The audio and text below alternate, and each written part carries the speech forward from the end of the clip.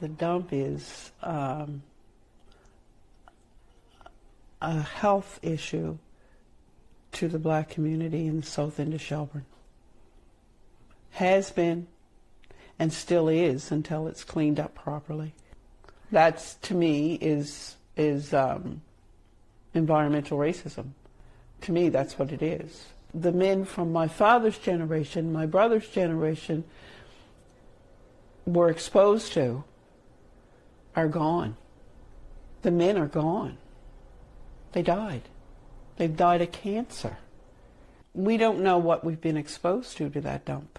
We have no idea. We know that there's high rates of cancer among the community, and this is all anecdotal information, but people are dying at rapid rates from rare cancers in this community, black people, and we feel it's from the dump. We lived and played when we could outside next to that dump. And that is an issue because when that dump was set afire, the air would be full of smoke, there would be ash, there would be smells that you couldn't stand it, and rodents. Never seen a bird for days. Seagulls wouldn't even, when it wasn't a fire, there would be thousands and thousands of seagulls. So you can imagine the rats that were there. The soil has got to be contaminated. Like, the Navy base would dump stuff there. Like, they'd go by sometimes twice a week in hazmat suits and dump stuff, barrels of things over the side of that dump. That kept growing and growing and growing. They placed it there because they figured we weren't worth what somebody else was worth. Our lives meant nothing. And that our homes were not as good as theirs and weren't as, we weren't as wealthy as they were. We were second-class citizens with no value. My sister has multiple myeloma. She survived multiple myeloma. And multiple myeloma is a very rare kind of cancer, but it's been 4 cases of multiple myeloma in the south end of Shelburne. We have a right to good, clean air, good, clean water, and a healthy life. That right was taken away from us by placing this dump in our community. It was wrong.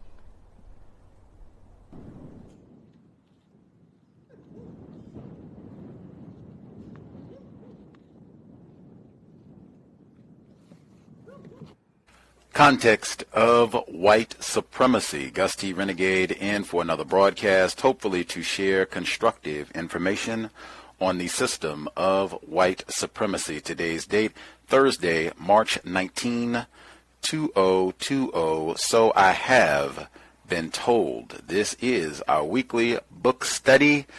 Since everyone is on lockdown, quarantine, working from home, there should be lots of opportunities to get in more reading. All of this does not mean all I can do is social distance and Netflix and Hulu and stream it up, YouTube it up. Contraire, mon frères. We can go old school, grab a book. You can even do some screen time, pull out that tablet and do a little reading. Book study continues. China virus or no? Our 4th installment, Packing Them In, Dr. Sylvia Hood Washington, an archaeology of environmental racism in Chicago, 1865 to 1964. We are picking up on the subsection gender, technology, and environmental justice as we move towards the conclusion of the text.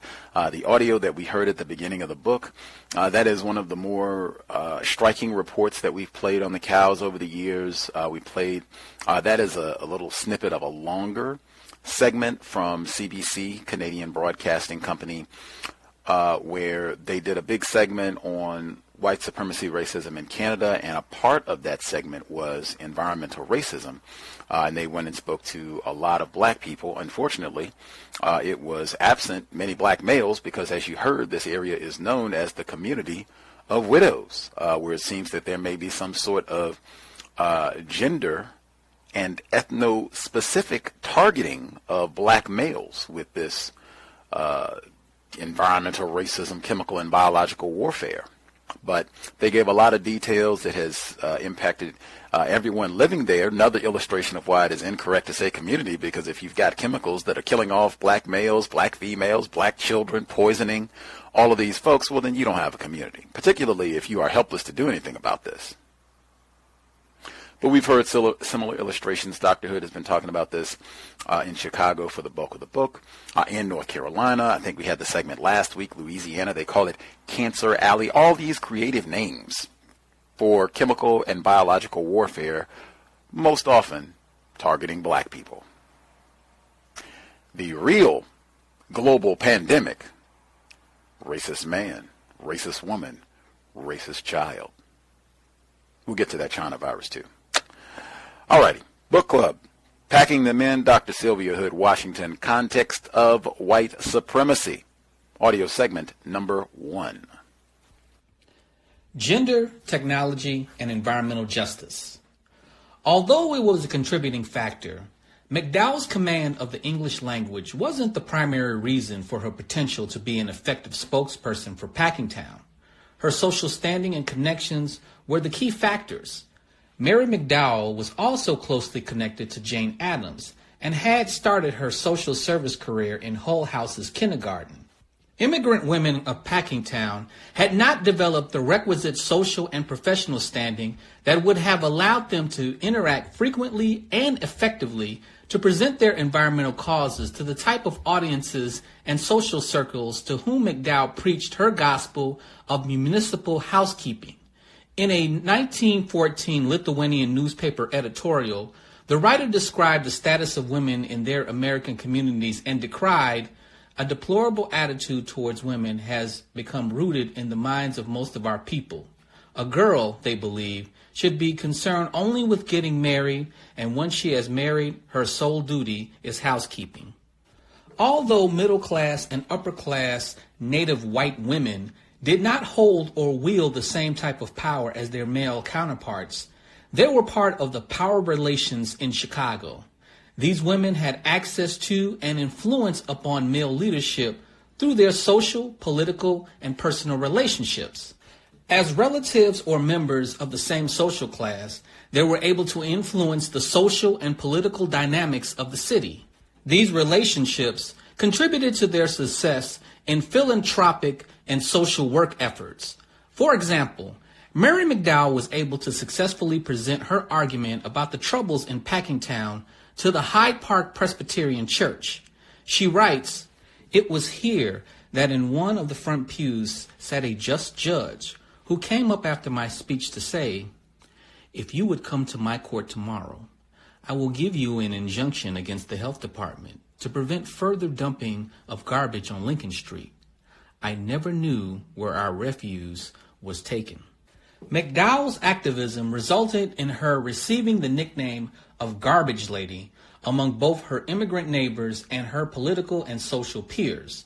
The title had as much to do with her political activism as the technical expertise about sanitation she acquired by studying the available books and monographs dealing with garbage disposal. According to McDowell, she developed this expertise because whenever she went to speak, she was confronted with the question and the comment, "What else is there to do with the garbage? It evidently has to be dumped somewhere.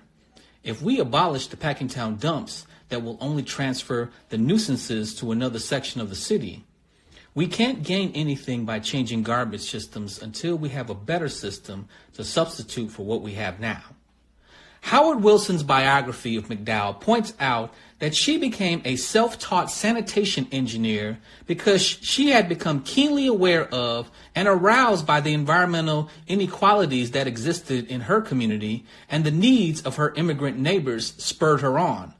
unlike the average immigrant resident of Packingtown, McDowell had access to manuals about garbage disposals as well as the time and the language fluency to develop the requisite expertise. Under the sponsorship of Miss Ethel Sturgis Drummer, McDowell spent the summer of 1911 studying methods of garbage disposal in operations in the largest European cities of England, Scotland, Holland, and Germany.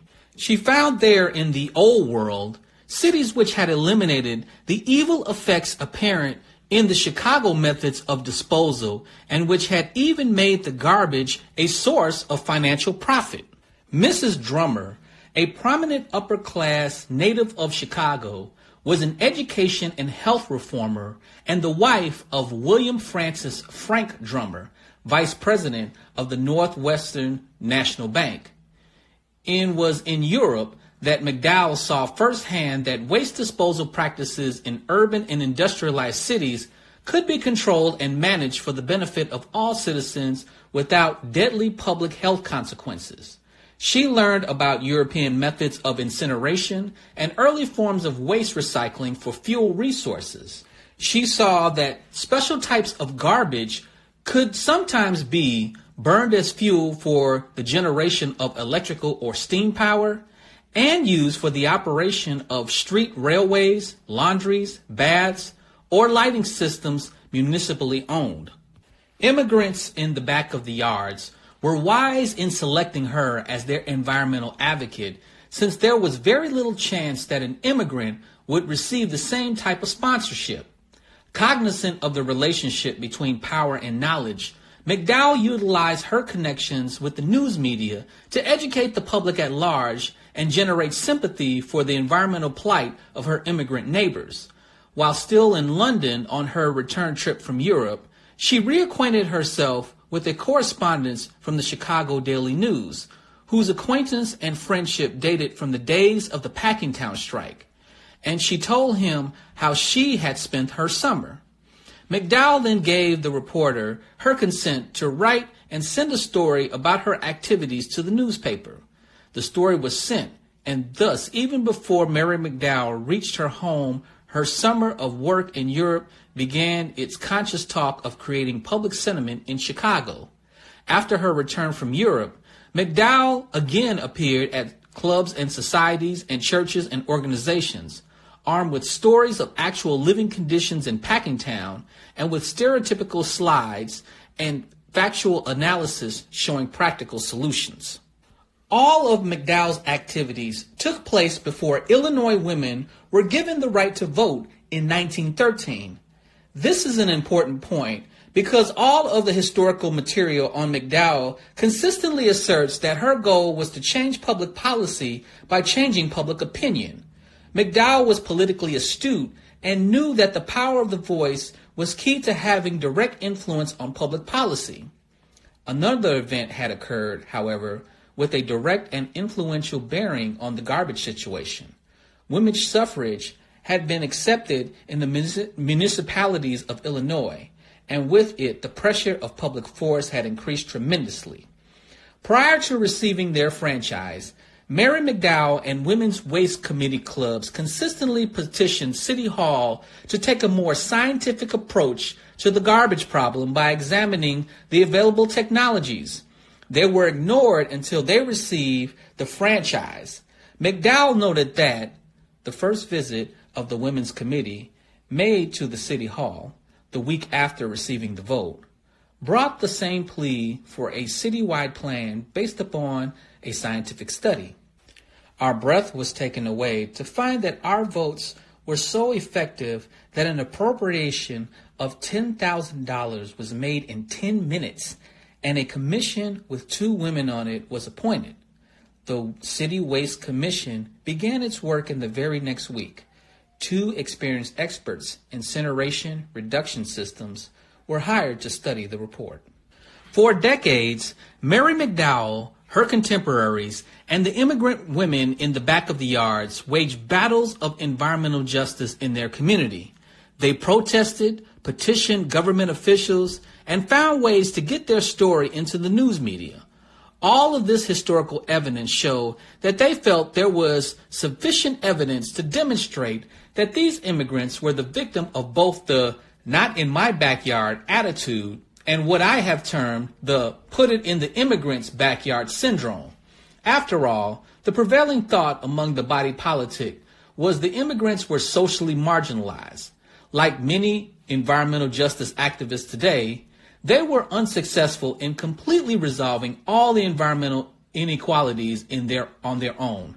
This was no doubt due to the fact that they were women and social minorities who ultimately were not in control of the final decisions governing the environmental policies and planning for their own geographical spaces.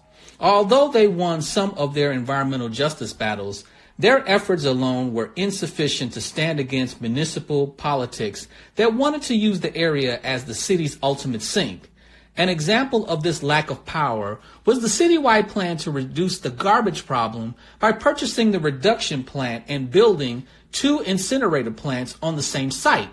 This plan was conceived by the city as a result of the immigrants' environmental activism.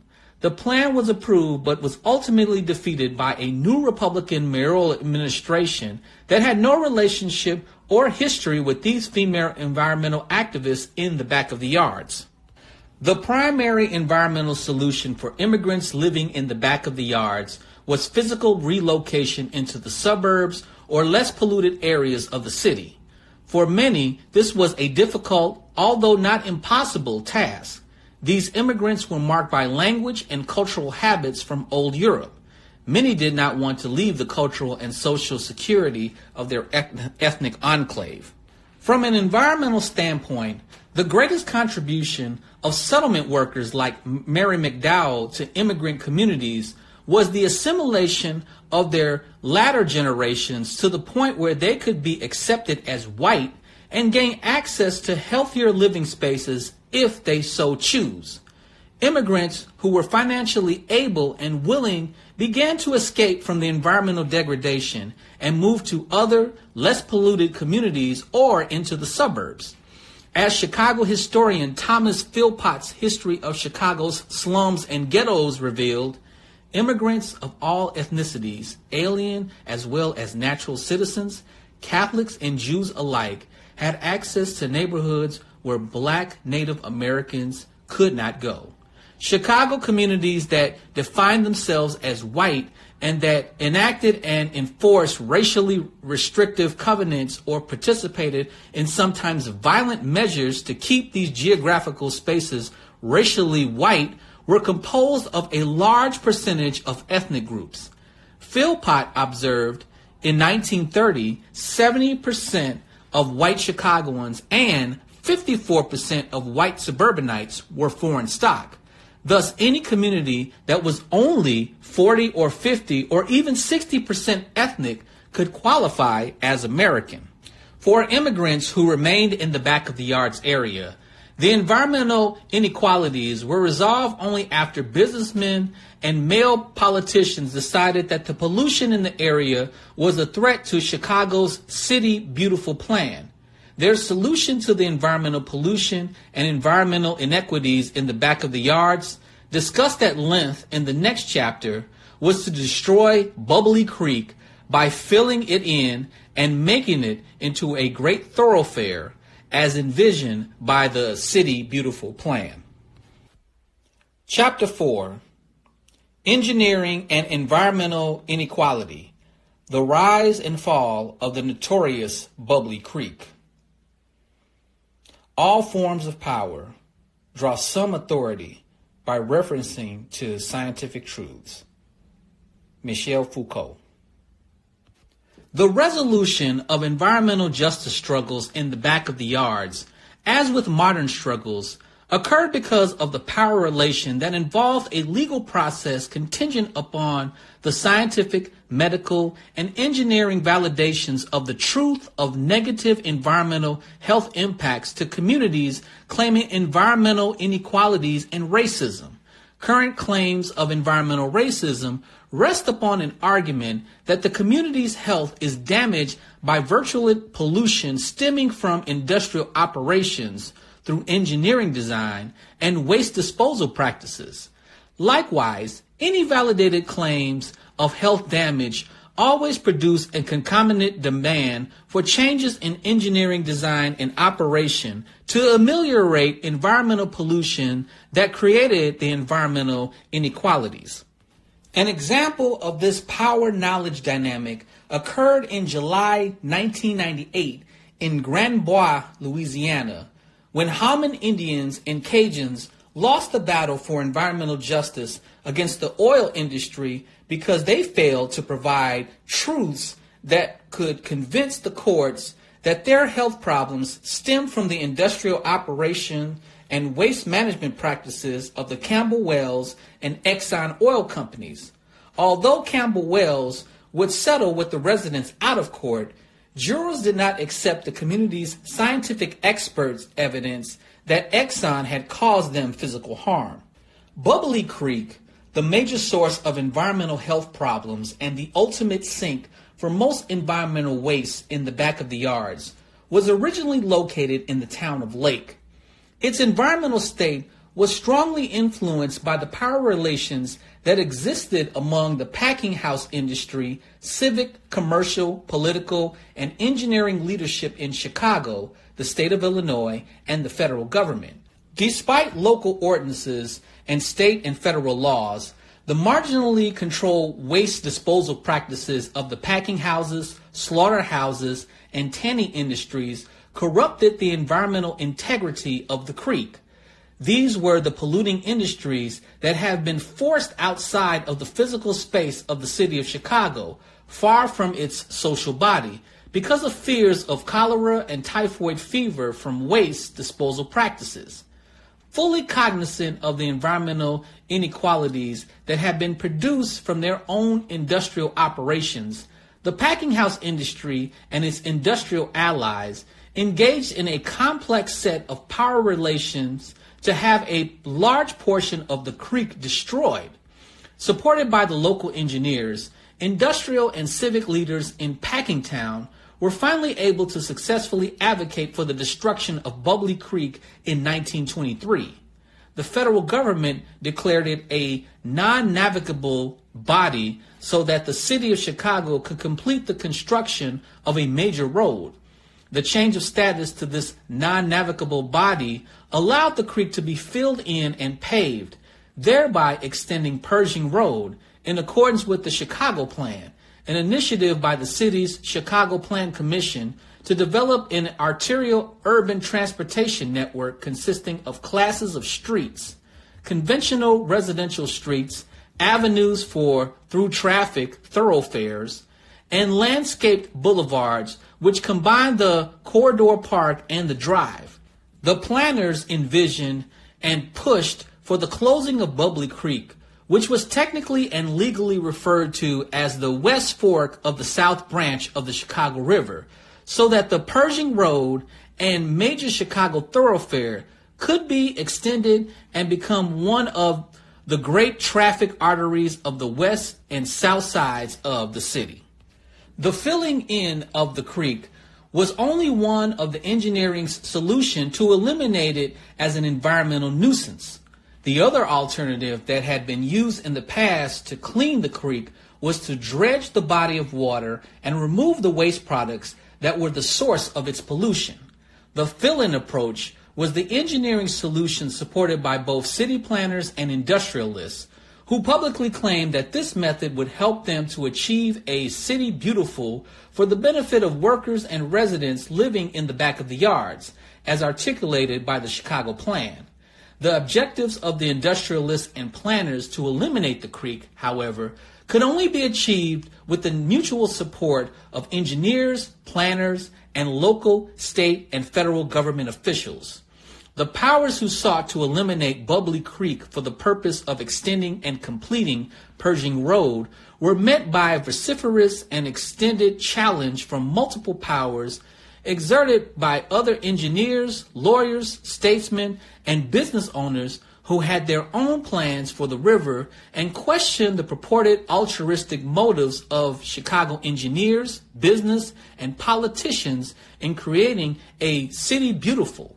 As a result, the drive to destroy the environmental nightmare of Bubbly Creek was held up for almost 30 years, even after the federal government declared it to be a non-navigable body of water. The primary dealing in closing the creek was due to federal support and economic interest in the state of Illinois' plan for the development of a deep waterway connecting Lake Michigan to the Mississippi River. According to the media, however, the delay was caused by two businesswomen, Olive and Dolly Leach. The Leach sisters were part of Chicago's social elite and landowners in the back of the yards.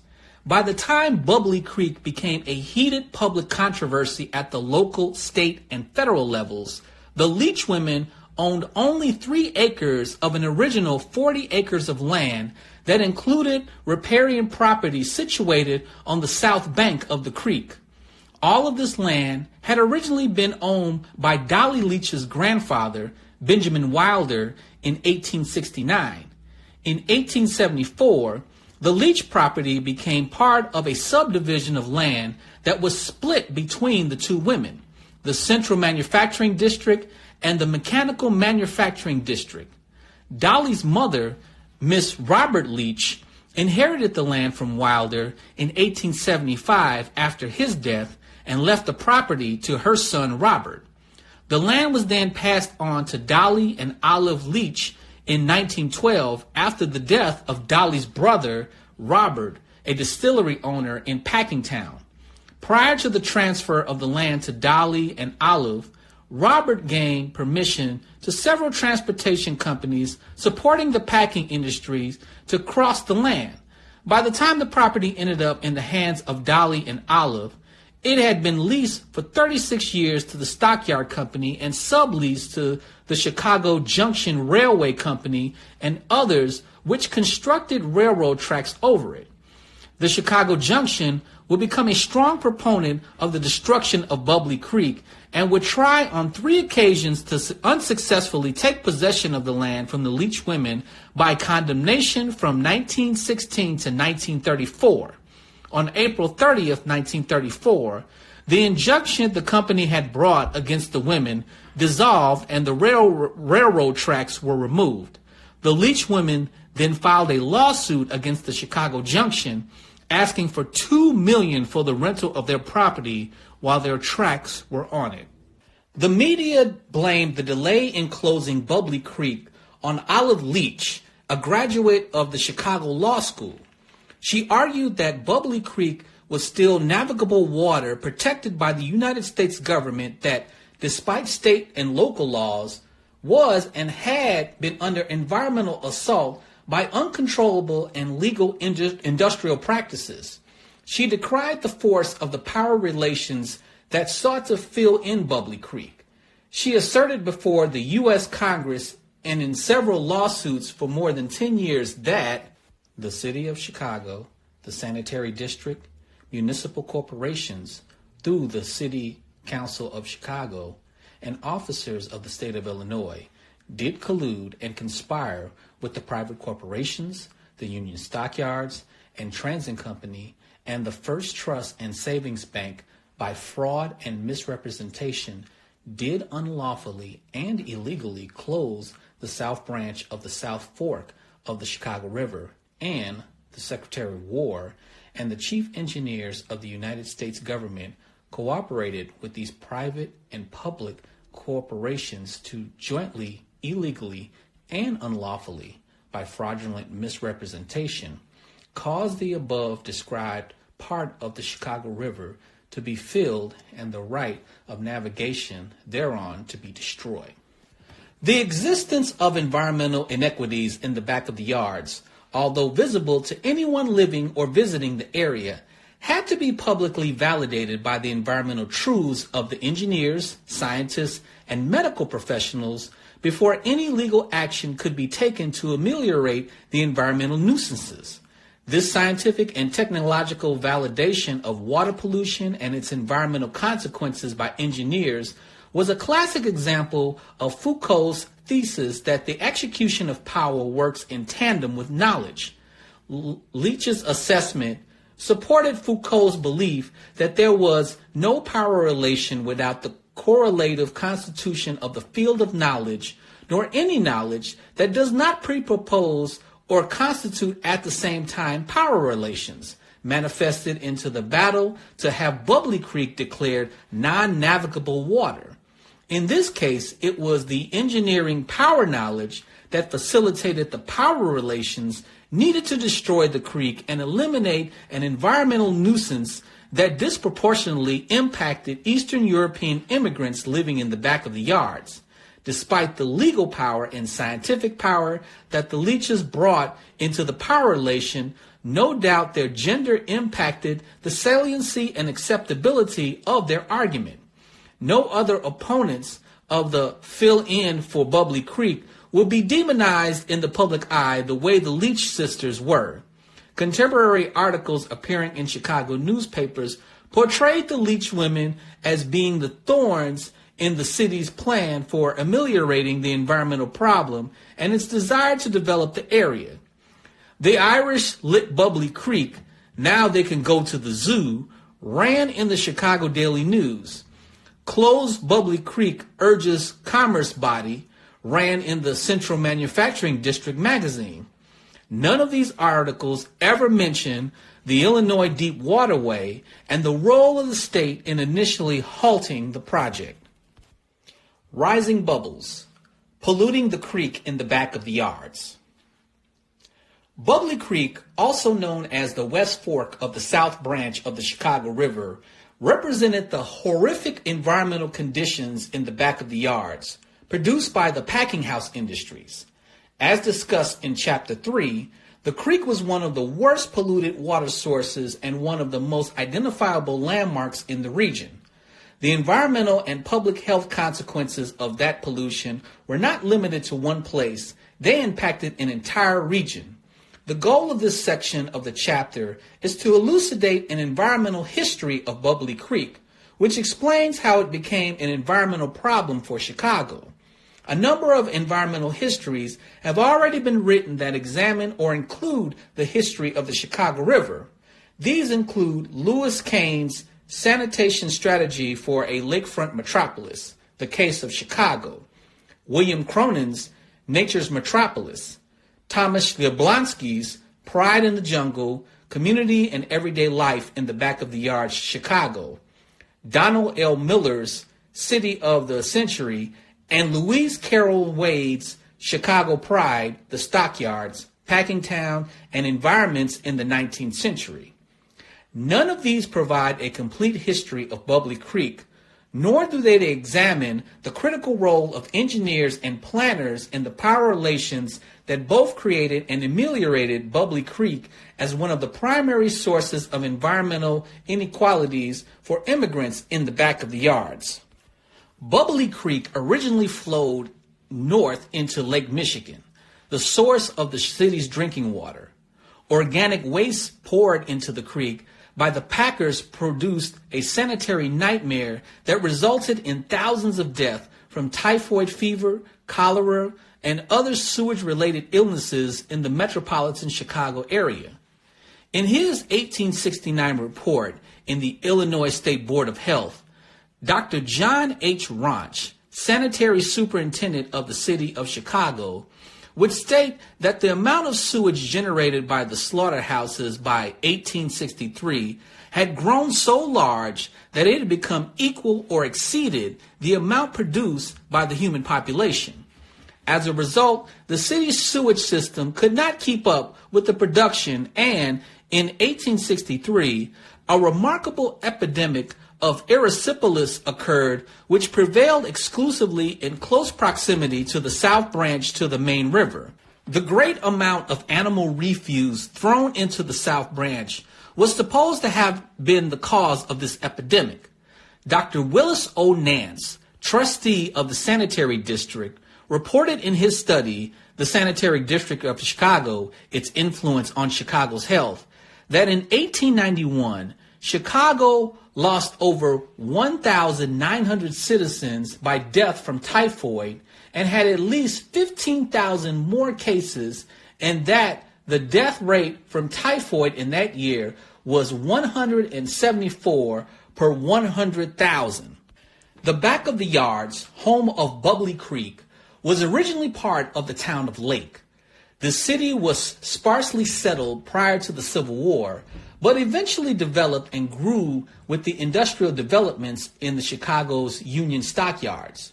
Louise Carroll Wade's seminal history of Packingtown points out that the nuisances created by the packing and related industries in Chicago, in other words, slaughtering and rendering, resulted in the issuance of city ordinances in 1849, 1851, and 1865.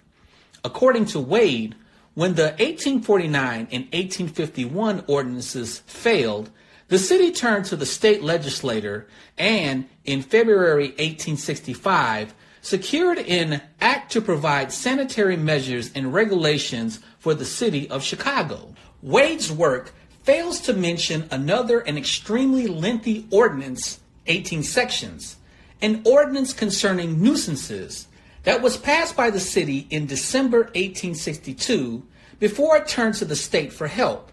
Section 5 of the 1862 ordinance established a financial penalty between $25 and $100 for any distiller, tanner, butcher, pork, or beef packer, or any persons whatsoever who shall cause or suffer any offal, manure, or rubbish to be discharged out of or flow from their premises into the Chicago River or either of its branches or any of its slips or canals connected therewith or into Lake Michigan within the jurisdiction of the city.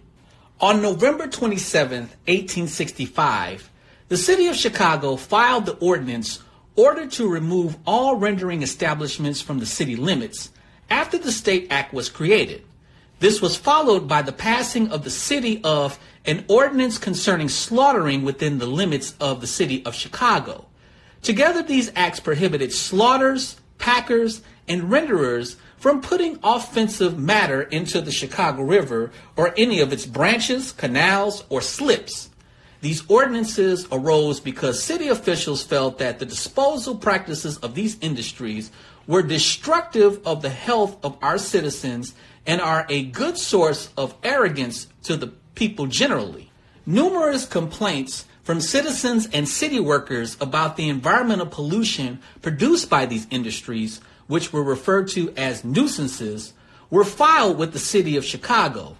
These complaints gave rise in support to the creation and the ordinances that attempted to regulate these environmental nuisances. The ordinances were inspired and driven by the concerns of the medical community in the newly emerging field of public health, who believed that there was a definite link between cholera, typhoid fever, and the improper management of human and animal waste. The power relations involving the public health officials, who were primarily medical doctors, were not the classical disciplinarian powers articulated by Foucault, but were the beginning of a new form of power that Foucault referred to as biopolitics. Biopolitics emerged as a means of controlling a multiplicity of men, not as individual bodies, but a global mass affected by overall processes, characteristics of birth, death, and production, and illnesses. According to Foucault, biopolitical power is a power that seeks control over human beings and their environment, the milieu in which they live. Furthermore, the actions of physicians as public health officials in this situation were typical of the actions Foucault ascribed to biopolitical power. In this case, biopolitical power sought to reduce the mortality rates of Chicago citizens stemming from the environmental degradation of the drinking water source that had been caused by the sewage contamination. Thousands of people had to be protected. The only way to achieve this goal was to regulate and eventually eliminate the source of the environmental contamination, which came from the disposal practices of the packers. On July 12, 1865, 22 citizens filed a resolution ordering the Board of Police to send a health officer to 188 Wells Street to abate the nuisance of the stench coming from the packing house. The resolution pointed out that the citizens' complaint stemmed from the fact that the packing house was also being used for rendering, which caused a stench that is intolerable. Prior to and in support of the 1862 ordinance, the city's Committee on Health filed its own report based on a 5-week study of the packing house industry. The report on Committee on Health on the nuisances produced by distilleries and slaughterhouses on the South Branch concluded that although there were many businesses that operated hygienically, there were also many who were found pouring their blood and offal, most if not all, into the river. This report also contained statements from over a dozen of its inspectors. Many of these statements were similar to that of Inspectors Culbertson and Jones, who observed these parties are running their filth and blood into the water. Their house is located on the creek, and the water at this place is red with blood. Similarly, Inspector Troutman remarked that at the gut cleaning place, he is running all his filth into a creek. The condition of his place is awful. The environmental conditions of both Lake Michigan and the Chicago River prior to the reversal of the river in 1900, as discussed in Chapter 3, were in the same as those of Bubbly Creek. According to the testimony given by civil engineer George M. Windsor on behalf of the Sanitary District of Chicago against the United States, the waters were filthy, dirty, sewage-polluted water in a septic condition with gas bubbles rising, having large cakes of floating sewage mud. This mud was held at the surface by the gas being generated by it. It was a disgrace to a civilized community. The waste generated by industries, especially by the packing industries, combined with a rapidly increasing metropolitan area, resulted in the city of Chicago being granted permission by the state to deepen the Illinois and Michigan I&M Canal in order to divert more of the sewage from the Chicago River, and this was completed in 1871 with the initial reversal of the Chicago River. By the late 1880s, the original sewage system and the deepening of the I&M Canal was recognized as being insufficient to handle or keep pace with the waste generated by the packers and the growing population. In 1889, the Sanitary District of Chicago was created to provide complete diversion for Chicago sewage. The district was never limited to the city of Chicago, and its inception included territory outside the border of the city proper. And since 1889, more and more territory has been added until it embraces a considerable portion of Cook County, including parts of all of 61 communities.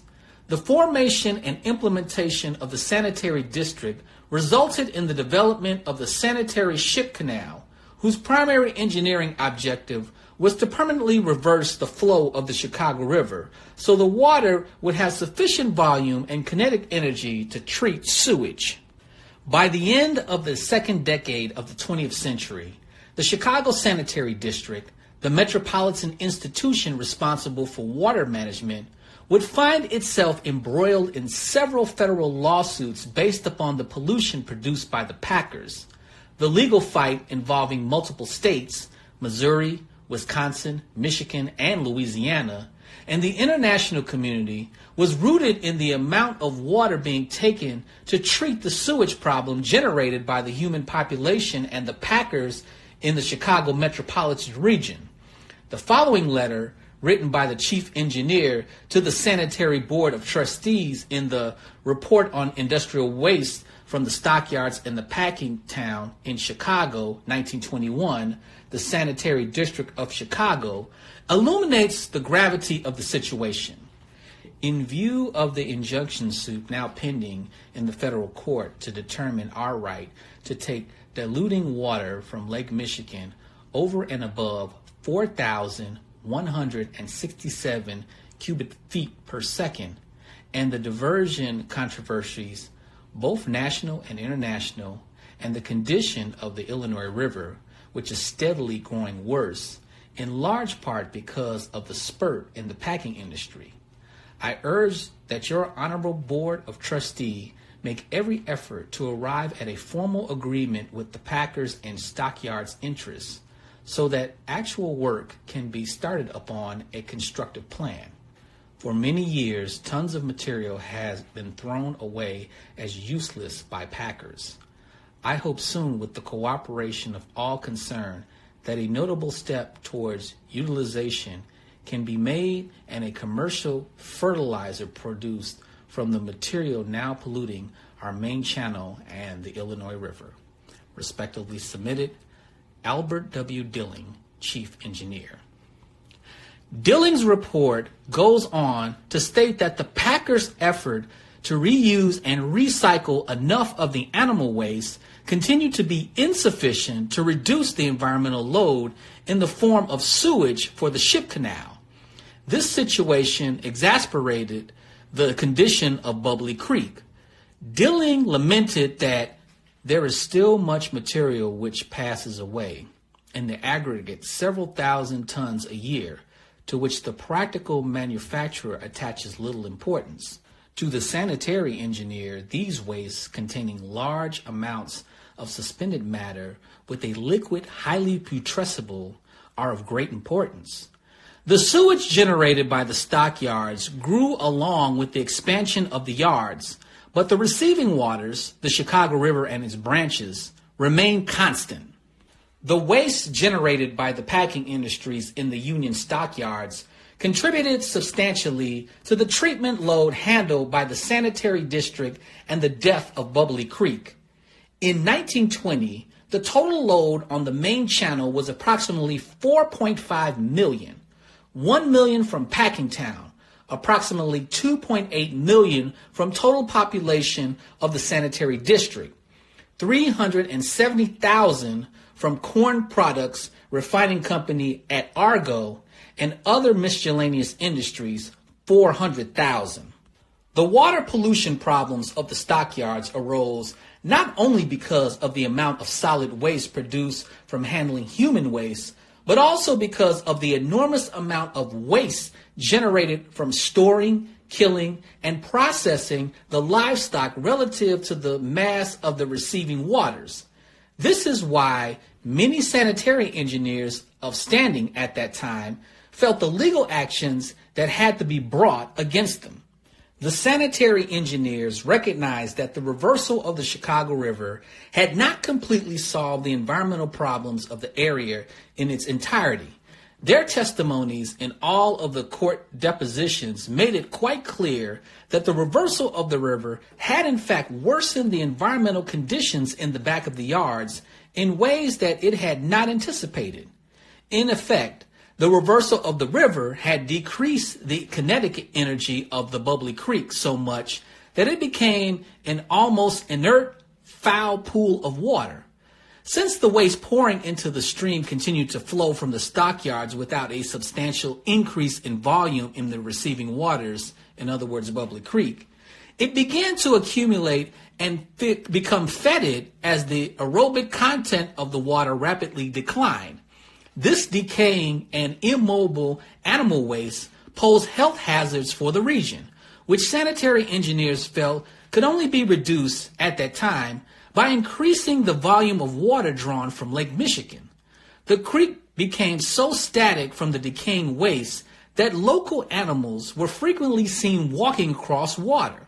The Chicago River's reversal had an immediate and positive impact on improving the environmental health of the most affluent residents or more fortunate citizens of Chicago. The reversal, however, led to the least fortunate residents in the back of the yards bearing the inequitable costs of this improvement from both environmental and public health perspectives. Burying bubbles, the power relations of non-navigable waters. The final fate of Bubbly Creek would be determined by the Chicago River congressional hearings conducted before the subcommittee of the Committee on Interstate and Foreign Commerce in the House of Representatives, 67th Congress on December 15th, 1921, May 19th, 1922, and October 6th and 7th, 1922. The subcommittee was formed to decide whether the creek was a non-navigable water as articulated by House Bills H.R. 9049 and H.R. 8648 and Senate Bill S. 3177. The bulk of the testimonies heard by the subcommittee that would influence its decision would occur at the October meeting, which was held in Chicago, Illinois at the Federal Building. Of the 32 witnesses who testified at the Chicago River hearings in October 1922, 12 represented the business and industrial sector, claiming they were representing civic interests. 13 witnesses were engineers employed by various levels of government, and 7 were attorneys representing business interests. Given these statistics, it is clear that the fate of Bubbly Creek was heavily determined by the power relation that revolved around business power knowledge and engineering power knowledge. Although the Chicago Daily News in 1937 would proclaim that the Irish licked Bubbly Creek, now they can go to the zoo, the historical record is clear that the death of the creek had very little to do with the environmental protests of immigrants in the back of the yards. Rather, it was due in large part to the powering maneuvering of predominantly native white Anglo-Saxon Protestants, WASP men, especially engineers. This group would act first in the economic interests of the state and federal government of the Illinois Deep Waterway Project, and finally in the economic interests of the city of Chicago to complete Pershing Road as the optimal thoroughfare to facilitate and complement economic growth occurring on the city's south side under the guidance of the City Beautiful Plan. Context of White Supremacy. Gus T. Renegade in for another broadcast, hopefully to share constructive information on the system of white supremacy. That was our first audio segment. Packing them in, we will pick up the second audio segment. Starts with the subsection Civic Power and Knowledge.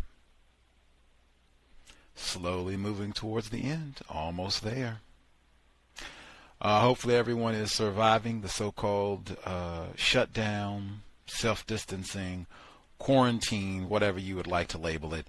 Dr. Welsing would say reading is more important than watching television.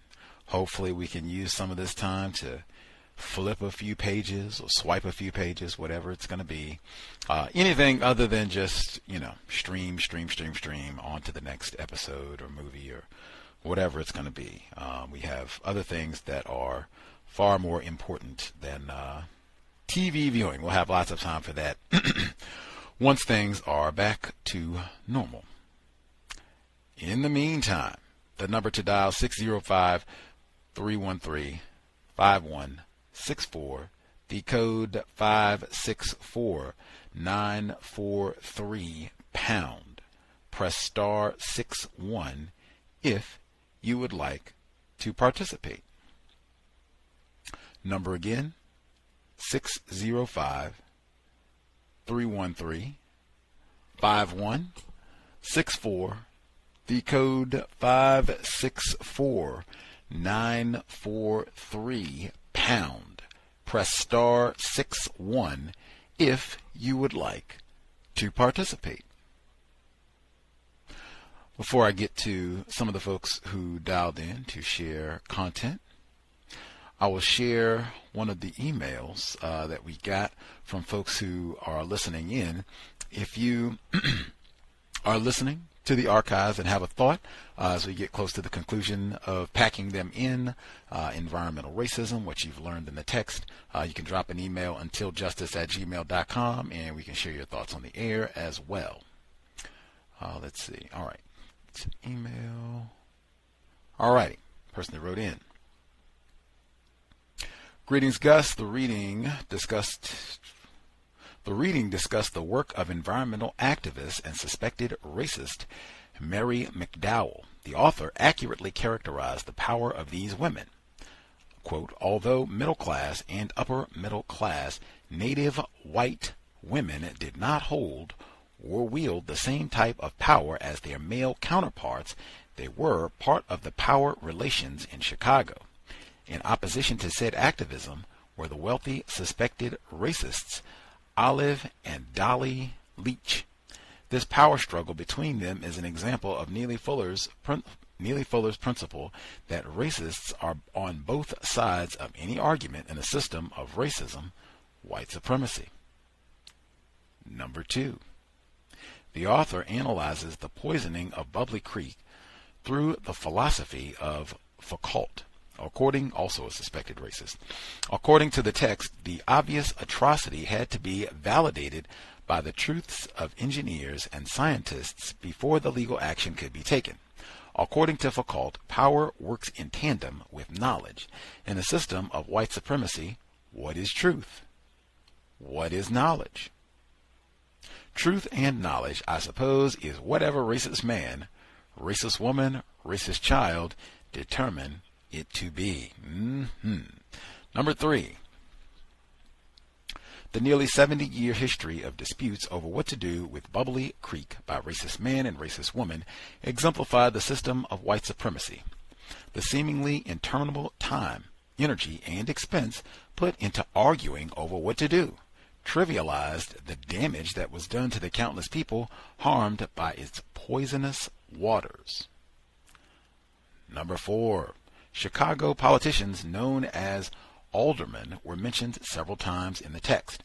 I am interested to learn if any of the Chicago listeners can provide any insights on this unique system. The recently elected mayor of Chicago, Lori Lightfoot, reportedly wants to reform it. I appreciate the comments of you and the callers. Much obliged.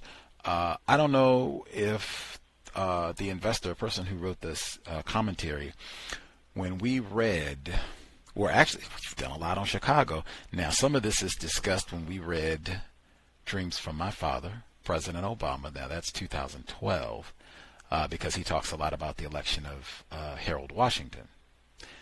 This comes up again when in the book club when we read Leonida McLean's A Foot in Both Worlds, or A Foot in Each World, which is all about Chicago. She was a black journalist. Unfortunately, she committed suicide.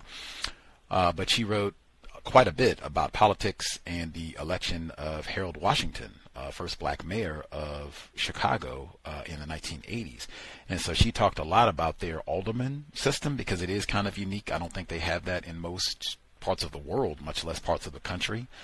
But yeah, they certainly don't use that title other places, I don't think, or at least not too many other places. But she does talk about that system. I remember her talking about one of the aldermen was Mr. Doliak, and he was suspected racist who was greatly opposed to former Mayor Harold Washington and the name of his gang of white aldermen. They did the same thing that they were going to do to President Obama. We want to see him fail. Was the Doliak 24, I think. They had some sort of cool name for all of the whites in that branch of Chicago power. They had their little nickname who had it out for Mr. Washington. But yeah, if we have any of our listeners, our spectacular, hard-working narrator Henry in Chicago who would not be deterred, coronavirus, China disease, or no, he would not be deterred. Got the recording in. Johnny on the spot. Bravo for doing outstanding professional work as usual. But yeah, maybe he might know. He's been there. I think we have at least some other folks who have resided in Chicago or visited or might just have information about their little unique political system. Folks can feel free to share. Anyway, the number again is 605-313-5164. The code 564943 pound. Press star 61 if you would like to participate. Alrighty, let's see. Folks who dialed in with a hand up, line should be open. I will keep an eye on the switchboard. Can I be heard? Greetings, Henry in Chicago. All right, greetings, Gus. Yes, to the callers and narrators, greetings as well. To the callers and listeners, I'm sorry, greetings as well. Yes, the what you were just mentioning about the what they call the council wars. So when Harold Washington became mayor, unfortunately, the city council was not in his favor. The guy you were referring to was Edward Doliak. To me, he's not a suspected racist. He is a racist. But he was the head of this council war of 29 aldermen versus 21, who always voted down on his bills. But you know, it's an interesting time. I don't know if you want me to go into more detail on it, but there was some political genius by Harold Washington in that whole council war thing in the second term. But in regards to the text, though, the previous email that you had read, the power of white women. I mean, even though they don't have the same power as their white male counterparts, but they still hold, like the author said, some kind of power relation in the system of white supremacy. So it is interesting. While I was, narrating, I was thinking about, the term you always say, racist man, racist woman, and racist child, and how much white women wield the type of power. Even though, with the racist Mary McDowell, even though she didn't get exactly what she wanted, she still made some sort of headway in regards to having some sort of legislation, or at least some research done in regards to the pollution that was happening with the white immigrant Europeans that were being environmentally terrorized. But I think that's all I have right now. I'm getting my line. Much obliged. Bravo again. Outstanding work. Super professional. Johnny on the spot. No excuses. I couldn't get my ventilator to work. We ran out of toilet paper. I couldn't do the Johnny on the spot. Quarantine or no. It is a grand study. Chicago, any of the cities that are kind of important in the system of white supremacy, like Chicago is a great one to pick. Atlanta would be a good one to pick. New York City would be a good one to pick. I'm just picking U.S. ones right now, but I mean, pick any city that is, kind of important in terms of dictating things that are going to happen in the city and system of white supremacy. Chicago is a great choice, and I remember when we read Leonida McLean's book, she goes into a lot of detail about all those folks, because it was just like what happened with President Obama, except on a smaller scale. I remember Thomas in New York. He said that frequently. He was with us when we read that text. He kept saying that because it's like, man, this is exactly what they did to damn Obama, except it's just on a city scale, a local scale, with former Mayor Harold Washington, who died from a heart attack after Alderman Doliak and the rest of his gang got done with him. He didn't even live very long. That's Chicago politics, Windy City. Other folks who dialed in, if you have thoughts to share on the first portion of the reading, proceed.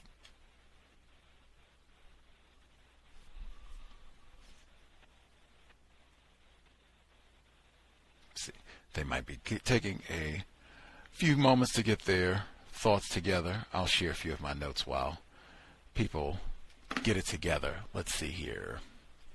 So I think we started last week with Miss McDowell's suspected racist and her efforts. And I think when I first started hearing her last week, I was like, wait a minute, I think this is a white woman. And I was like, maybe I didn't hear that correctly. And I went back and flipped, and I said, well, I'll keep listening too. Maybe I got confused, but I think this is a white woman. And I kept listening. I was like, yeah, because she seems a little too active. Like, she's getting all this stuff done. And, she didn't even get everything she wanted, like you said. But, I mean, I don't think they would be allowing all this from a black female at this time. Maybe not even now, 2020. So, I'm just white women, racist man, racist woman. racist child system of racism. Let's see, I'm at the end of the notes that I took for this section. I'll scroll back up a little bit further here.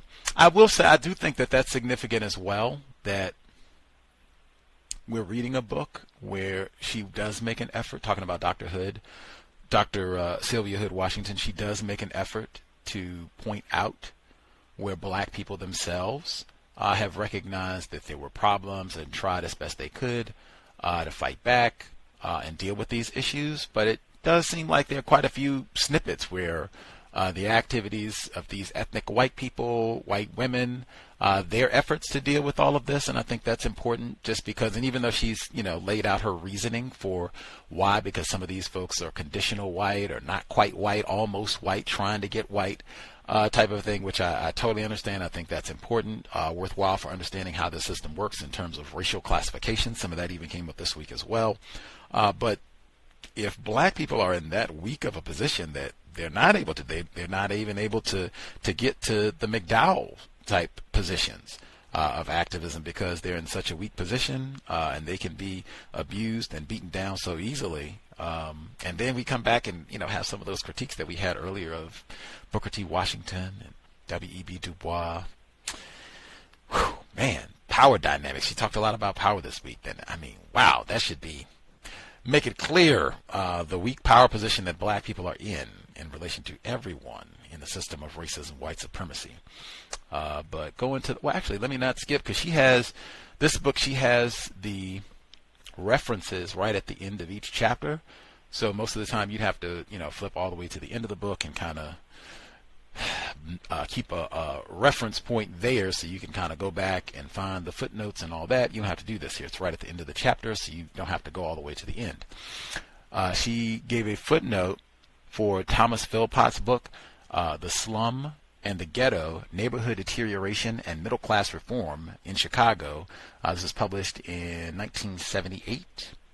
Might be one if people want to do a little more digging. I would think especially folks, if you are residents of Chicago or have some connection to that city, might be one that you want to dig on a little bit more. All right. All the way gender, technology, and environmental justice. I felt like this whole section, too, was mostly focused on white women, these so-called ethnic females, Miss McDowell, and their effort. A lot of times we talk about that when people start talking about gender, they mean females, frequently white women. She says, when she talked about, for me, this is 94 and 93, she says, for decades, Mary McDowell, her contemporaries, and the immigrant women, white, or soon to be white, in the backyards waged battles for environmental justice in their community. They protested, petitioned government officials, and found ways to get their story in the news media. Not going to listen to the Negro. All of this historical evidence shows that they felt that there was sufficient evidence to demonstrate that these immigrants were victim of both the not in my backyard attitude and what I have termed the put it in immigrants' backyards syndrome. And I thought it would be most accurate. There definitely has to be put it in the niggers. Backyard, front yard, on top of them, like anything you can think of as it relates to black people. And that applies, 2020. That'll apply even after they get done with the COVID thing, the China disease. On the same page, 2 paragraphs down, she says, from the environmental standpoint, the greatest contribution of settlement workers like Mary McDowell to immigrant communities was the assimilation of their latter generations to the point where they could be accepted as white and gain access to healthier living spaces if they so choose. Who would not choose to get healthier living conditions? Everybody would pick that. Let me get the hell out of here. I want, great grocery store. I don't want to have all this foul smelling stuff around me and slaughterhouse odor, and they messed up everything, and you can't grow any fruits or veggies or have a little victory garden out next to your house. I don't want to live out here. That I thought was so crucial. She said, make sure I get the greatest contribution. The greatest contribution was the assimilation of their latter generations to the point where they could be accepted as white. That is their greatest contribution. Not all this environmental work, not trying to clean up the river and get clean air and clean, being accepted as white. Worthy of a pause, I think. Let's see, next page. Oh, that was basically the end of that. That was a great point to end on. Great way to end the chapter. Make a good point. All right, so engineering and environmental inequality, the rise and fall of the notorious Bubbly Creek. That is chapter 4. Folks can share a thought. She opens with that sentence from Michael Foucault, and she quotes him frequently throughout the book. As I said, I think he's a French. I'll double check, make sure I'm not being incorrect, but I think he's like a French author, political scientist, philosopher. If you're in any of those doctrines, disciplines in the academy, philosophy, political science, you'll probably have to read some Foucault, probably English too, and write a paper on him. But what do people make of that? She starts with this sentence: all forms of power draw some authority by referring to scientific truths, and scientific truths is in quotes. Reminded me of eugenics was the first thing I thought of, if I was being truthful. And the second thing I thought of was pseudoscientific bullshit. Timothy, don't drink the Kool-Aid wise. But what do people, I'll read it again. All forms of power draw some authority by referring to scientific truths. Scientific truths, in quotes. Further down on that page, she writes, an example of this power-knowledge dynamic occurred in July 1998 in Grand Bois, I think it is, B-O-I-S, Louisiana, when Uma Indians and Cajuns lost a battle for environmental justice against the oil industry because they failed to provide truths, in quotes, that could convince the court that their health problems stemmed from the industrial operations and waste management practices of the Campbell, Wells, and Exxon oil companies. And I'll just stop right there, like, wow, Exxon and all of the damage that they have wreaked up in these parks with the Alaska oil spill, and then BP down in the Gulf region had the big spill. Like, man, but that's not even the reason that I highlighted. The reason I highlighted that portion was because that knowledge and power, it reminded me in the book that we just read, Harriet A. Washington, A Terrible Thing to Waste, the late, great Johnny Cochran, where he was talking about the folks that he represented in Alabama, Anniston. And he said they come along 30 years later after they've killed, who knows how many thousands of black people, or tens of thousands, and have got cancer and ruined their health and their offspring's health and their grandchildren's health. And they say, oh man, we just did a study and it looks like you all have gotten the worst possible cancer and you've been getting it for the last 30 years. Look at this here test. We just spent $10,000 and we've been running this test here, and it says, yeah, this is why your children have been born with 3 toes. We figured it out. And they'll say, you come to the court and you don't have a $10,000 study. You didn't get to sit down and get all these degrees and do all this. You just come and say, hey, it stinks over here. It's horrible. I see them dumping stuff. This is terrible. It's terrible for our health. It's look here. We don't just take lip from a coon. Do you have a study? Do you have some supporting data? Do you have an expert? And if you don't, then get out of here. We don't just take coon talk. You just come in here and run off at the mouth telling us anything. We need scientific data. That was a major point, unless my memory is bad, from a terrible thing to waste we just finished. Top 10. Next page, she writes, let's see, Bubbly Creek, the major source of environmental health problems and the ultimate sink for most environmental waste in the back of the yards, was originally located in the town of Lake. Its environmental state was strongly influenced by the power relations that existed among the packing house industry, civic, commercial, political, and engineering leadership in Chicago, the state of Illinois, and the federal government, powerful white governing bodies. Despite local ordinances and state and federal laws, the marginally controlled waste disposal practices of the packing houses, slaughterhouses, and tanning industries corrupted the environmental integrity of the creek. Now, Paul, I highlighted that for a number of reasons. One, when they said the tanning industries, I was thinking of like skin tanning, but I suspect that's not what they were talking about. I suspect they were talking about leather tanning, which is almost kind of the same kind of thing. Dr. Welsing would probably have a lot to say about that, like ruining the environment to tan leather. I suspect that's what that is. If I'm ignorant and you all think it's something else, particularly for this time period, I suspect that's got to be what that is. Tanning animal hides, animal skins, for leather, that sort of thing, which is still Welsing moment. If you are feeling some type of way about your skin not being adequate, melanin deficient, then you need to get some dark skin from an animal, cannibalize it, and then you can wear it and cover up your skin that you think for some reason is not quite adequate. The late, great Dr. Frances Cress Welsing, heard her voice before we went live today. But then they make these rules. That is standard in the system of racism. They make these rules. So you got federal rules, you got state rules, you got the EPA, you got all these governing bodies about what you're supposed to be doing. Now, hey, when you slaughter those cows and pigs, and we got to have bacon and yum, yum, yum, and all the rest of it, but it's supposed to be rules about how you go about doing it.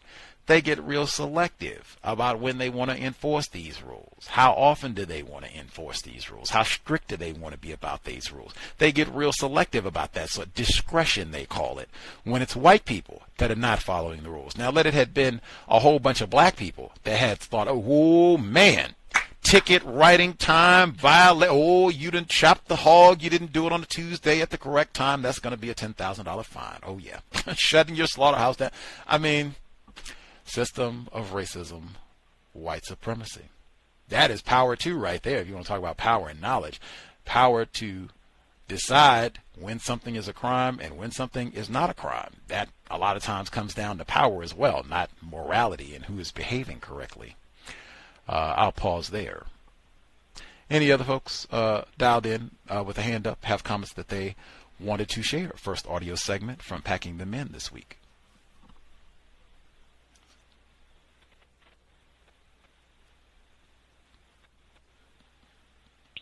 Can I be heard? Our narrator, Henry in Chicago. Yes, sir. Yeah. I'd be interested to know more about these leech women, because they seem to have some sort of, like on page 100, they were talking about how Olive Leach was a graduate of the Chicago Law School, and she's some kind of lawyer.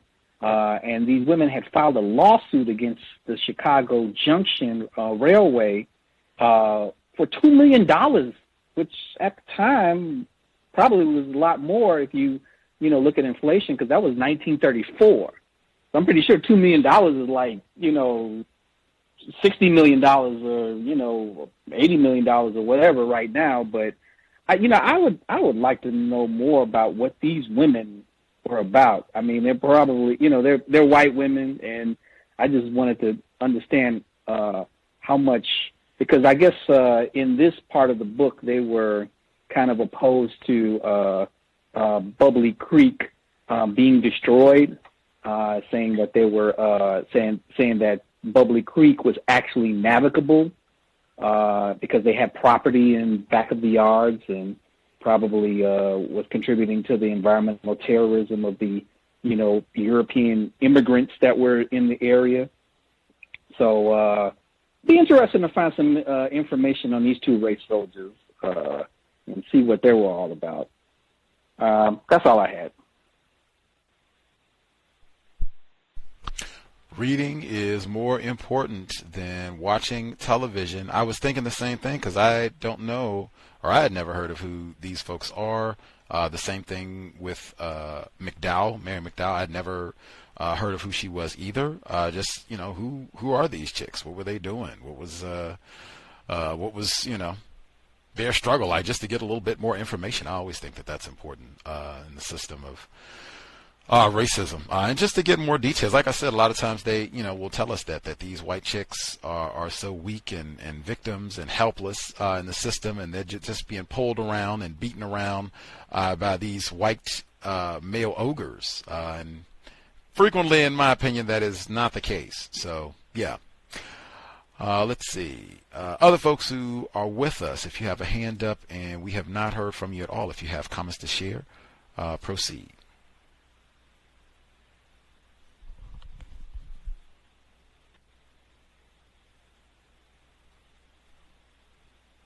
See, I reckon other folks maybe are still pondering, getting their thoughts together for the first. Can you hear me?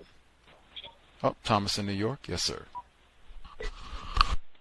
Oh, okay. You can hear me now. I was talking, but I don't think I could be heard. Good evening, Gus. Good evening to all the callers. Right, Corley. Man, all power derives from scientific evidence, you said, Gus? Let's see. It's all forms of power draw some authority by referring to scientific truths, in quotes. Yeah, I think instead of saying draw some authority, if you change that and said justification, they use that as their justification. Like you said, eugenics, that all sciences are based and built on the premise of the initial Darwinist theory, then therefore they're all trying to prove it. So they're all supported, scientifically. So that's always their go-to. Well, it's scientifically true, but you can't prove that, because it was based off a lie to start with. So yeah, I definitely agree, but they also use religion as a justification mechanism too. They're the chosen people. He was just talking about Exxon. At one time, Exxon Mobil, Texaco, Chevron, ConocoPhillips, Marathon Speedway, and BP, which was, when I was a kid, called Amoco, it's all owned by one person, John D. Rockefeller. It was called Standard Oil, and he was forced to split it up into the different brands it is today. So, you could just, if you want to point to environmental racist or environmental person that destroyed the environment more than anyone, you got to look at him. I watched this documentary this week, intrigued by the books we've been reading, and it was a white guy, and he was in Harlem, and he was by the plant that I didn't know existed. That's what caught my eye, and he was testing the water. I said, interesting, but he jumps into the Hudson River and cut his foot on a rock and found out it was like 250 different parasitic. I mean, it was terrible. And I see black people actually get in that water sometimes. It just, but very interesting. I think it was on Rice TV. It was on YouTube, but Rice TV. My note. Number one note I took, those weak and powerless white women. The lady married to a banker goes to Europe, learns sewage techniques from the nastiest people in the world, and takes them back to Chicago to implement them, and uses her connections in the press to promote and teach her new sewage practices, and it's pretty successful. Before women could even vote. Leach sisters who inherited the stockyards and the train yards and probably everything else in certain parts of Chicago and still own it, family, managed to hold up the entire municipality from cleaning Bubbly Creek for years. So these powerless white women. Now, the Chicago River, it can be a canal, used as a canal. It'll take you from Lake Michigan into the Des Plaines River, which will eventually bring you into the Mississippi, and that was part of NAFTA. I don't know if they still have the money allocated to make that happen, but that was a huge reason why there's going to be a lot of gentrification in that whole region of Illinois. How many people lived in Bubbly Creek? They gave the numbers, but I couldn't remember because I don't have the book, so I had to look it up real quick. And it said in 1891, they had 4,300 people die from bronchitis and pneumonia, and another 2,000 people died from typhoid fever.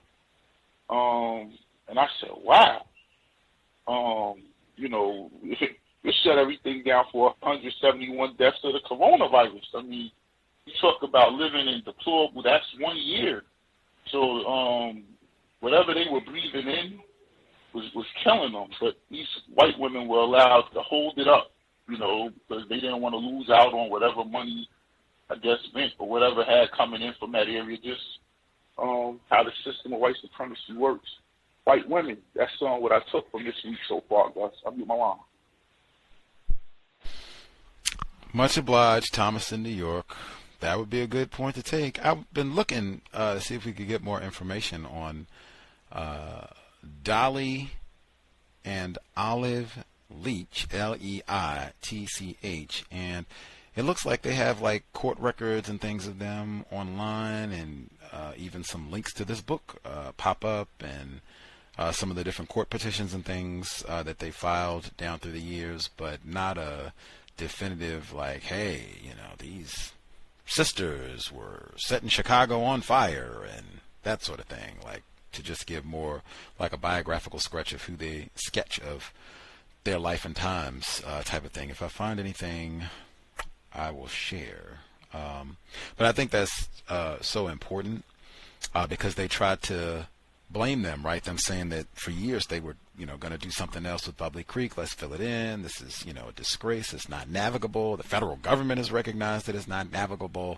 And these white chicks, they're holding it up. They're holding it up, this whole process. And I even, you know, if these had been black people, males or females, I don't think it would have been. The city of Chicago has plans for this waterway, but these two niggers are holding it up. And in fact, they've been holding it up for decades. We've been trying to get this done. And, you know, that no count Kanye West is messing it up. Like, what? Like, I couldn't see that now in 2020, like them allowing two black people, President Obama, I couldn't see them allowing him to hold up. We want to do something. We got a major project for the city. And the Obama Library is right in the middle of where we're trying to build at. Like, man, this coon is still messing it up for us. He's not even no, that just does not compute for me. Let's see. I didn't get to all my notes. I'll keep an eye on the switchboard if other folks dial in. If you have commentary that you want to get on the first audio segment, I'll keep an eye out before we get to the audio segment number 2.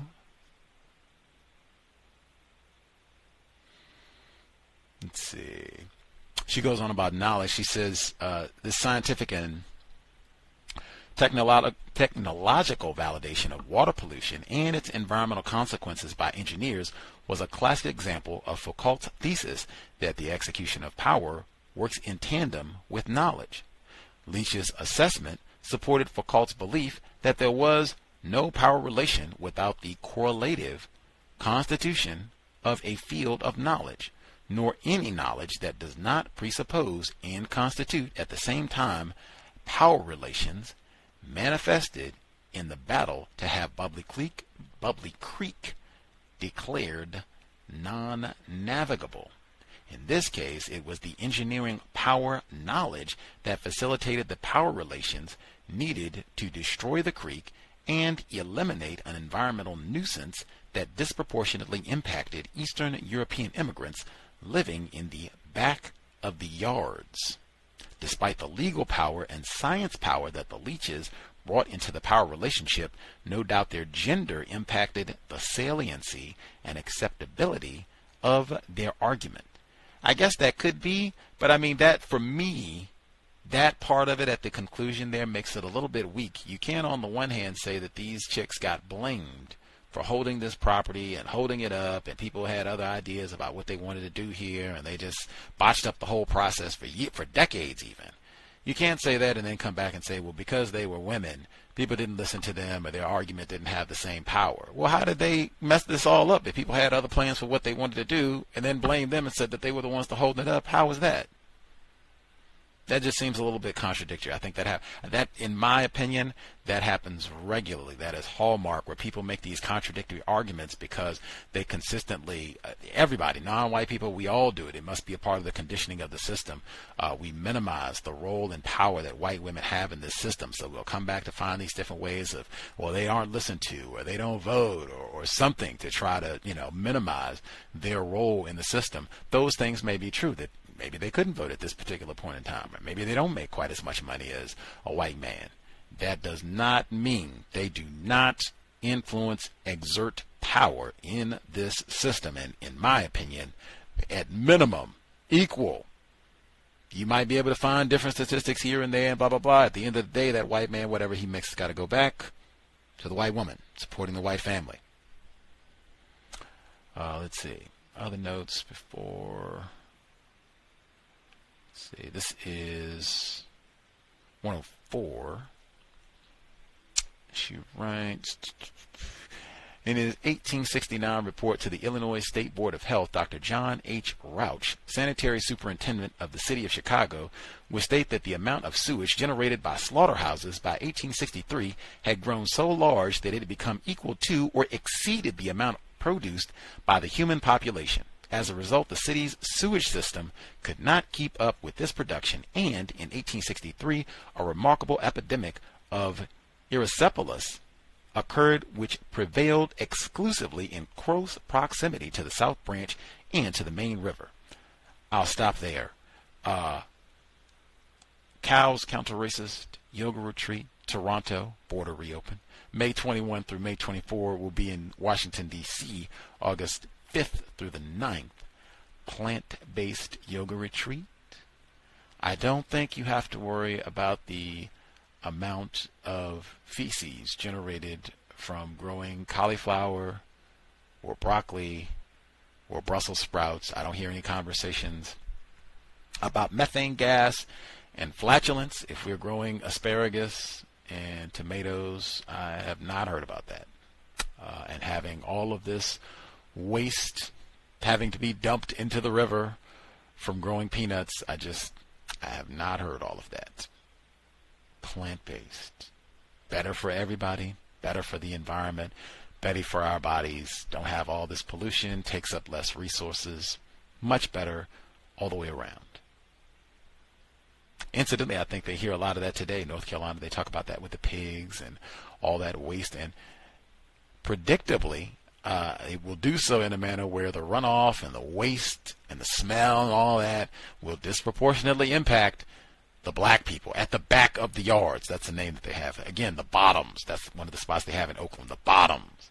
The back of the yards. All these goofy names. Africaville. Niggertown. Any other notes? Let's see. On 107.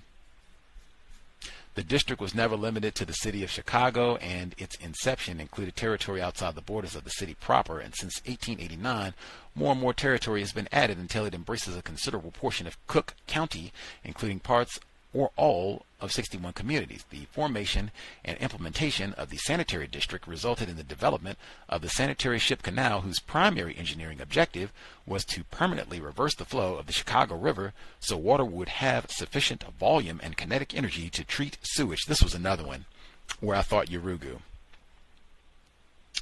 Playing God. I know what we'll do. This will be great. Let's reverse the flow of the river. And it turns out that just makes everything 1,000 times worse, makes the river totally stagnant, and has now stacked up all of this putrid waste and filth. And then it develops a crust and hardens so that animals can now walk across the... Dr. Kamal Kamban has stated repeatedly, racist man, racist woman, racist child. They turn the entire planet into a giant cesspool of filth. That's what we are in. That right there. And they just said this week it would have been, hey, let's turn the river green. I know. Yeah, we messed up before. Okay, we won't reverse the flow of the current. I know. We won't do that anymore. We'll just turn it green. How about that? Can we just leave it natural? They said in Italy this week, I've never been. Look at that. I just got my passport, and then days after I get my passport, they close the border. They said in Italy this week, I've never been, might never get to go now. They said they showed one of their famous waterways, and you could see the fish. The water was crystal clear. And they said people that lived there, they said, man, I haven't seen fish in this water like ever. Because they said it's been really hard hit and everybody's on quarantine and all that. You can't go out like for real, for real. They said it cleaned the whole water out. There is an infection on the planet, absolutely. I don't know about the China disease. I don't know about the China virus. I don't know about that. I'm not sure. They still got some skepticism about that. One that I am sure of, the scourge, the infection of white supremacy racism, racist man, racist woman, racist child, absolutely messing up the planet for decades, centuries. Anything else? Make sure. They even have some pictures in this portion of the book this week where they start to show some of the different chemical and biological warfare and plants spewing all kinds of nonsense out into the world. The stockyards and slaughterhouses. Yeah, I guess that's it. Civic power. That was all my notes I have for this week. Other folks that are with us, anything else they want to share? First audio segment before we get to the second portion of the reading.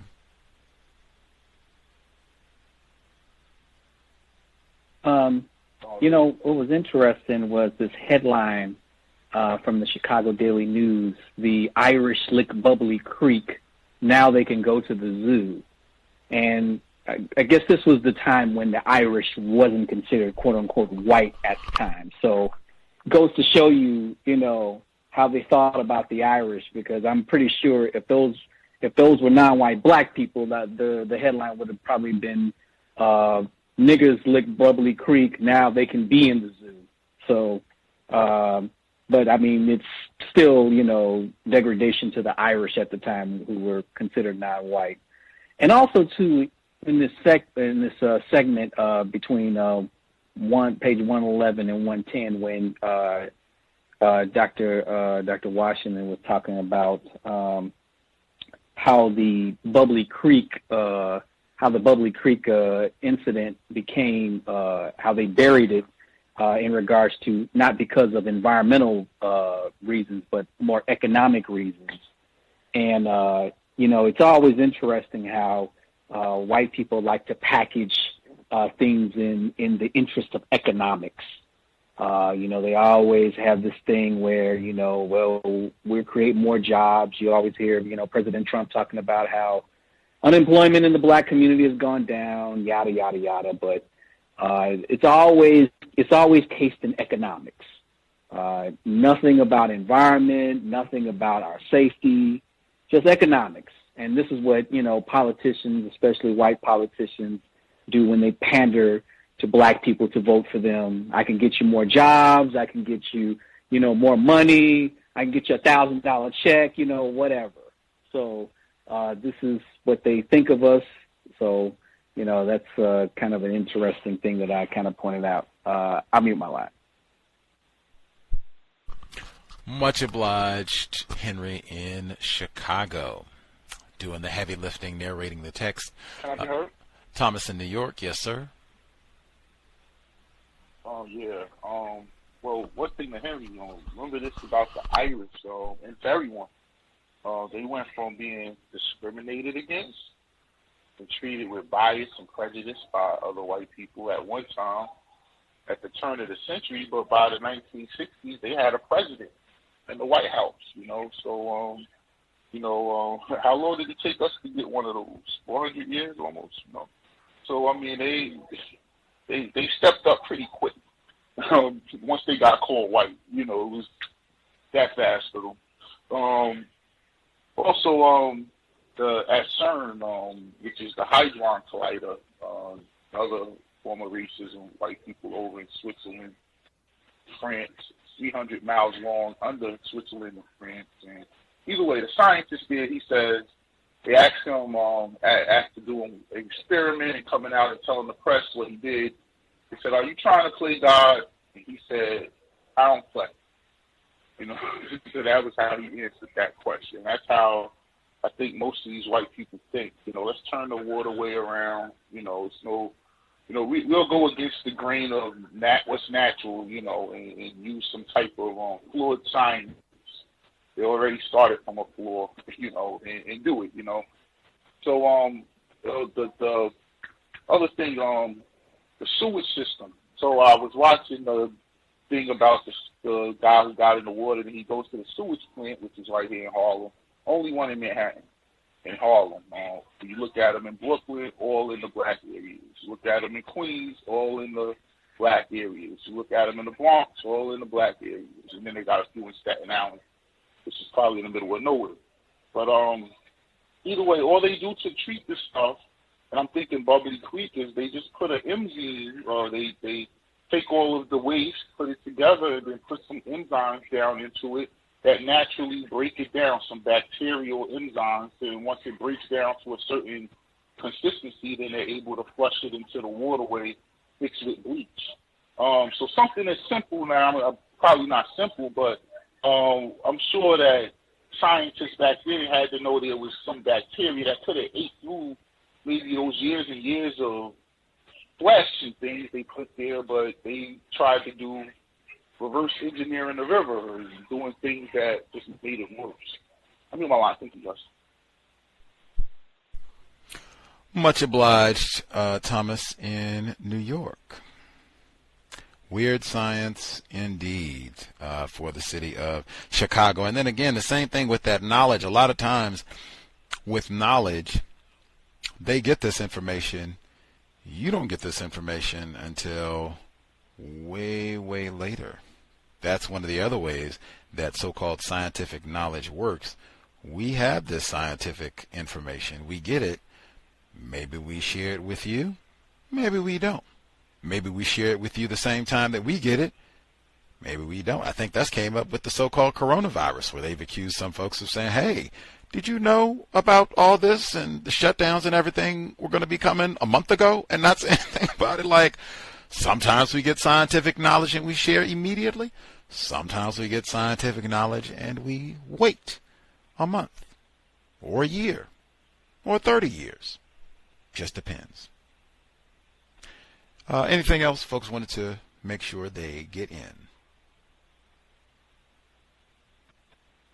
What's also interesting is that these ordinances and lawsuits that were going on between the city of Chicago and Bubbly Creek with the packing houses was happening in the 1860s. Now, if anybody remembers, their history, this is when the Civil War was going on. So I often thought about that, was like, because this is happening to, they had dates from 1863 and 1865 and 1861. So it's sort of like, while all this is going on, the Civil War is going on. So I thought that was pretty interesting. Indeed. That was one of the things that caught my attention when I went to read this book. Like, wow, the dates that she's going back at so far in 1865. Absolutely. The Civil War is still going on in 1865, at least up until this time, 1865, Civil War would have still been going on. So, yeah, that was one of the reasons that I picked the text. That's what I said earlier this week. Even in times where you can have extraordinarily important things going on, the worldwide pandemic, Civil War, you will have other things that are happening that are also significant. Now, that might be on the back page, everything on the front page. Oh, my God, Gettysburg and what's going to happen and all the rest. Yeah, that might be important. But on the back page, oh, wow, the slaughterhouses are just messing up the whole river situation in Chicago. Got a lawsuit about that. Wow, that is important.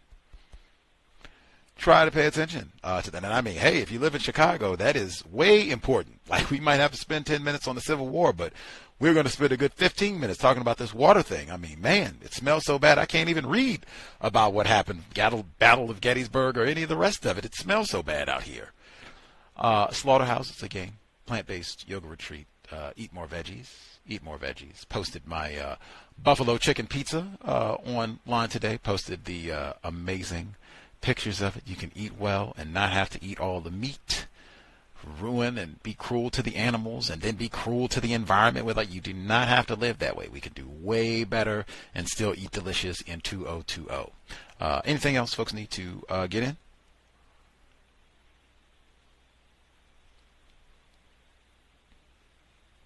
we'll assume folks are good for the time being. If you have, I think this is. Go ahead. I think this is one of those reasons why older white people try to make it seem like they had it so tough, had it so hard. I don't want to hear what you niggas is talking about, man. When I grew up, we had typhoid. We lived down by the Bubbly Creek. Y'all don't know nothing about. And I think that's one of the Archie Bunker type, mindset where, pull yourself up by the bootstraps. Not weighing into the equation that at some point you will need white. That's why you have it the way you have it now. But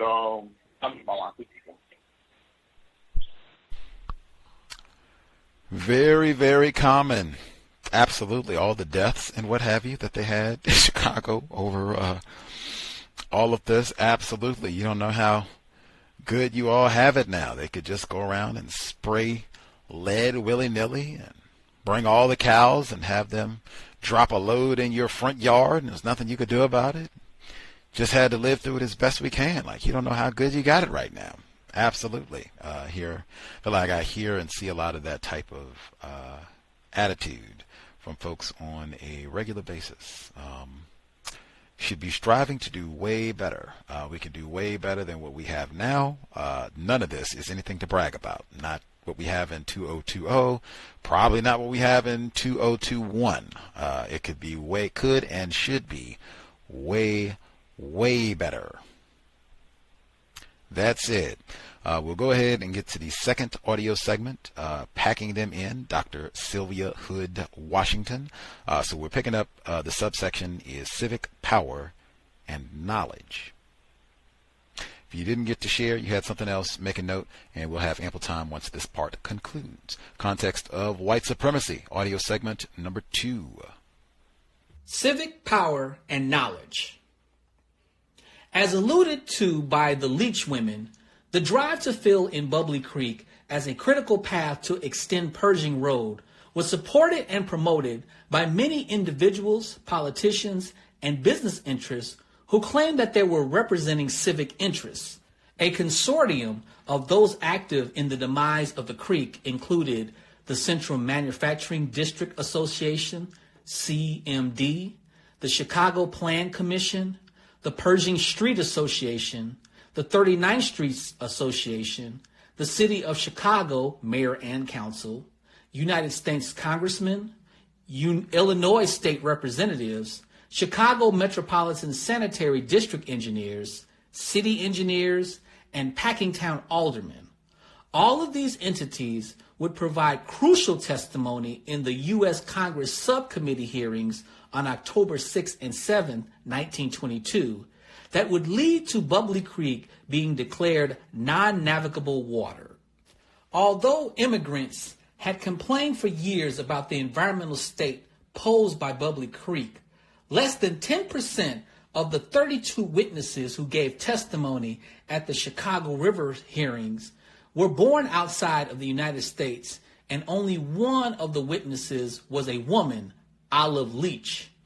One newspaper account that announced construction on Pershing Road had finally begun that back in the days when Archer Avenue was Archie Road, the Irish, who were among the noisiest, and the rest of the people of the 11th Ward, better known as Bridgeport, were raising a fuss and fume about that auriferous litter appendage of the Chicago River called Bubbly Creek. Illinois State Representative David E. Shanahan, an Irishman, was one of only 3 ethnic witnesses who testified at the Chicago River hearings on behalf of the community. Shanahan had been a resident of the Packingtown area for 30 years at the time of the hearing, and was a proponent of the efforts to bury Bubbly Creek once it was declared non-navigable water. He testified that he was in favor of the creek being closed for economic reasons, not environmental ones. Our particular interest is to have this street, Pershing Road, open in order that people over here will have an opportunity to go over to their employment in the east end of the city, and that people living in the east end will have an opportunity to go over here to this great industrial district for employment. Illinois Congress Representative John W. Rainey's terse testimony in support of closing the creek concurred with that of Shanahan. Rainey, however, pointed out that the creek had been an environmental problem for the community. At the hearing, he declared, "It is insanitary, it is unhealthful, and all the people out there are very anxious to have it filled in." Although Rainey testified that the creek had been considered an eyesore in the community for years, it had now, more importantly, became an obstacle that stood in the way of much-needed transportation route for 100,000 to 150,000 people. Rainey asserted that opening Pershing Road to the other side of the city limits would establish an avenue of transportation for all the laboring people there and for all the employees of the stockyards. Both of these political representatives offered truths that justified the closing of the creek based on the economy. They put very little emphasis on the environmental degradation that had taken place in Bubbly Creek and the concomitant health issues of the community at large. Their goals were to engage in power relations that would support and sustain economic development for the Packingtown community and the city at large. Another important member of this civic consortium was Mary McDowell. Although not a physical witness at the October Chicago River hearing, she heavily influenced the power relations that sought the demise of Bubbly Creek. McDowell was the first woman garbage commissioner of the city of Chicago, and she became known as the Duchess of Bubbly Creek. Her engagement in these power relations was motivated because she felt strongly that at least 3/4 of a mile of Bubbly Creek posed a menace to the health of the surrounding district. Her biography makes it clear that she began her fight to have Bubbly Creek eliminated, beginning with the stockyard strike of 1904, and used her friendship with Admiral Dewey to reach the War Department in an effort to get the national government to fill in Bubbly Creek. On January 15, 1907, 1 year before the Chicago Plan Commission was approved by Chicago voters, McDowell wrote to the Secretary of War Bixby asking for guidance on how to have the creek declared a non-navigable body and filled in to eliminate it as an environmental nuisance. Her letter was offered in the hearings by Olive Leach to help show the court the long-term formation and existence of a consortium of power groups who actively sought out physical destruction of the creek for economic purposes, not for environmental reasons. Leach accused McDowell of being a representative of the stockyards' interests, who purported to be working in the interests of public health. McDowell saw her efforts in influencing individuals and institutions whom she believed held power over the fate of Bubbly Creek as being in the environmental interests of the community, not of the packing houses. In her biography, she described the packing houses as commercial enterprises not as interested in municipal sanitation as the humanitarian would desire. When McDowell's efforts with the War Department failed to get the creek filled in, she concentrated her efforts on getting rid of the creek through the city's health department and the sanitary district. Her commitment to having the creek eliminated resulting in her taking part of the agitation of the 1927 Bubbly Creek State Bill, SB 74, introduced in the state legislature by Senator Frank McDermott. The bill was strongly supported and endorsed by the South Side Chamber of Congress, who, through its representatives, spent much time at Springfield, Illinois, working for the passage of the Bubbly Creek Bill. This bill met with opposition from the Leach sisters, but passed in June 1927. The bill gave the city of Chicago eminent domain powers, allowing it to fill in Bubbly Creek after it had been declared non-navigable waters. the city's ability to implement the passed state bill and fill in Bubbly Creek would be thwarted and delayed by an injunction filed by Olive Leach and Dora Leach with federal judge James H. Wilkerson, who still contended that Bubbly Creek was a navigable water as defined under the Northwest Ordinance of 1787, subject only to control by the federal government. The resistance of the Leaches to the efforts to fill in the creek persisted even though the federal government had abandoned the creek as a non-navigable waterway. The Central Manufacturing District Association, CMD, was another one of the primary self-described civic forces in the power relations that sought out the physical termination of the creek. The Central Manufacturing District, approximately 300 acres formerly known as the Cabbage Patch property, which was a geographical location within the stockyards, was acquired by the Chicago Junction Railway Company. This was the very same company that would try to use legal power to eliminate the Leach women from the debate over Bubbly Creek. Situated on the south side of Chicago, the CMD was primarily located between 35th and 39th Streets, extending from Morgan Street on the east to Ashland Avenue on the west, and portions of Roby Road near 43rd Street. Bubbly Creek became a critical issue for the association because through the center of the district ran the south and west forks of the South Branch of the Chicago River. The CMD Club opened in 1912 and was created to fill a very important place in the daily routine life of the businessmen in the Central Manufacturing District. Since Bubbly Creek was in the middle of the district, its business members became actively engaged in the power relations that sought to bury the creek and promote continued economic development in the area, which they felt was contingent on the completion of Pershing Road, formerly 39th Street, as a major transportation route. The continued development of transportation infrastructure was consistent with the objectives of the CMD's owner. From the very beginning, they would claim that splendid roads lead from the district in all directions, making it possible to team freight to all portions of the city at a minimum expense. The CMD was highly aggressive in its political efforts to get rid of Bubbly Creek. It hosted a luncheon for the U.S. congressman who conducted the Chicago River hearing on the very same day of the hearing for the express purposes of influencing the decision to declare the creek a non-navigable waterway.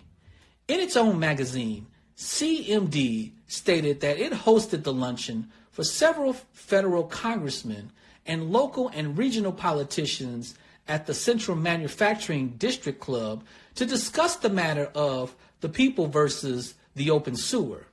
According to the article, every speaker voiced grievances against the obscene rivulet Bubbly Creek, and the meeting went on the record as urging Congress to close Bubbly Creek.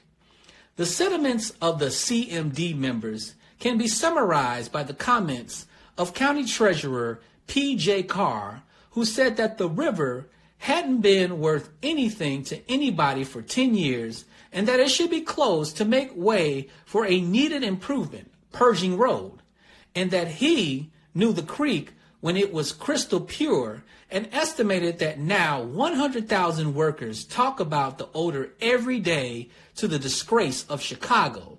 The article further pointed out that the filling in of the stream is not only advocated by CMD, the Pershing Road Association, and the Council Committee, but by the Chicago Association of Commerce and other civic bodies as well. Immediately following the CMD luncheon, a large percentage of the guests, especially from the Pershing Road Association, walked to the federal building in Chicago to give testimony in the Chicago River hearings. Of the more than 20 witnesses who testified at the Chicago River hearings in support of the closing of Bubbly Creek, 1/5 were members or affiliates of the Pershing Road Association. In his testimony on behalf of the Pershing Road Association, its secretary, Mr. B.H. Heidi, asserted that the organization was associated with the Greater 39th Street Improvement Association, the Oakland Business Association, the Southside Businessmen's Association, the West Side's Businessman Association, and several other civic organizations, which banded together and formed as its chief mission the building of a road from the Lake Michigan, to the proposed or planned zoological gardens just outside of the western limits of the city of Chicago. The testimony of the president of the Pershing Road Association, Mr. Edward E. Maxwell, was consistent with that of the association's secretary and emphasized economic growth and expansion as the primary reason for filling in the creek. Maxwell pointed out that the matter of physically eliminating large portions of the creek was a question of the greatest good for the greatest number, and this is absolutely essential because that district west of Ashland Avenue is growing very rapidly. It is becoming a very large industrial district all the way west there, and not only industrial, but there are many homes there. The president of the Greater 39th Street Association, Mr. E.A. Munger, testified that his organization was the parent organization of all those who had organized around the closing of Bubbly Creek and the development of Pershing Road, including the Pershing Road Association. The organization had formed between 1904 and 1907 and represented 61 affiliated downtown and Southside clubs with a membership of over 225,000 who unanimously endorsed this proposition. Munger testified that the association had had a long and difficult battle to close the creek and get the street open, and had met with every imaginable difficulty that could be devised, beginning with the stockyards and the owners of the property along Bubbly Creek.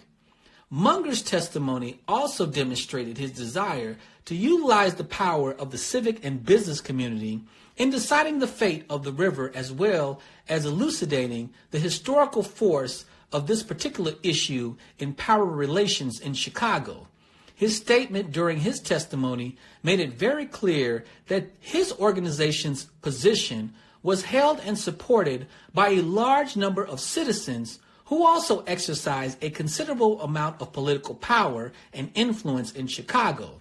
His objective is clearly evidenced by the following statement he made at the hearing.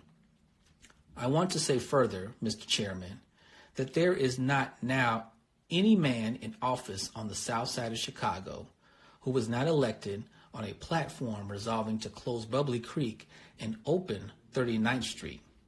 I do not know what the official sanitary boards say through the engineers here, but I know when we go down there, they all stand up on their hind legs and say that they are for it, and for it hard. Munger's concern over the weight of the engineering power and knowledge in determining this hearing was well-founded. Engineering power knowledge. The final decision to declare Bubbly Creek as non-navigable water was primarily driven by the engineering power knowledge provided by local, state, and federal engineers during the 1922 congressional hearings. The engineer constituted at least 33% of the 32 witnesses who testified before the subcommittee. The most influential engineering testimony in the hearing was that of Major Rufus W. Putnam, District Engineer of the United States Army Corps of Engineers, and to a lesser extent that of Mr. A.T. Groman, Civil Engineer with the U.S. Engineering Office, U.S. Army Corps in Chicago, Illinois. Major Putnam was from a very prominent and old American military family. His father, William Rice Putnam, was the son of Edwin Putnam, one of the sons of the famous General Rufus Putnam, thus making Major Rufus W. Putnam the great-grandson of General Putnam. Putnam testified that this particular portion of the Chicago River had not been under improvement by the federal government since 1919. Putnam pointed out that the River and Harbor Act of March 2nd, 1919 definitely abandoned as a project for improvement of all the South Branch of the Chicago River, which included the South Fork up to the Chicago Junction Railway Bridge. Illinois Deep Waterway Project. Although local Chicago media scapegoated the Leach women as being the thorns in the city beautiful plan, the real conflict was between state and federal engineers and local planners and engineers in Chicago. This fact was supported by the subcommittee's final decision, which stated that it was a local controversy over closing a river that is strenuously urged by the city of Chicago and the various civic and industrial organizations that appeared in the interest of the city and just as seriously opposed by representatives of the state. The heart of the problem was whether the entire creek, both the southwest and southeast forks of the South Branch of the Chicago River, should be classified as non-navigable and filled in for local highway improvements, in other words, Pershing Road, to support economic development in the city of Chicago, or whether parts of the creek could still be classified as navigable waters. If parts of the creek remain navigable, it would benefit the federally sponsored and endorsed Illinois Deep Waterway Project, which sought to develop a waterway course from Lake Michigan to the Mississippi River. This deep waterway project was planned and designed to support interstate commerce during the waterway routes. Major Putnam testified that the federal government was very interested in the deep waterway project because it had a stake not only in the returns on its $2 million investment in the Illinois River, but in its use as a highway for this possible increased traffic. Putnam's statements supported those of the state's superintendent and chief engineer of the Division of Waterways, C.R. Miller, who was also director of Public Works and Buildings. On behalf of the state, Miller protested against the declaration of all portions of the South Branch as a non-navigable waterway because the state of Illinois is now engaged in improving the Des Plaines River so as to connect the Mississippi River with the drainage canal and Lake Michigan by a 9-foot channel, and $20 million in bonds have been issued by the state for that purpose.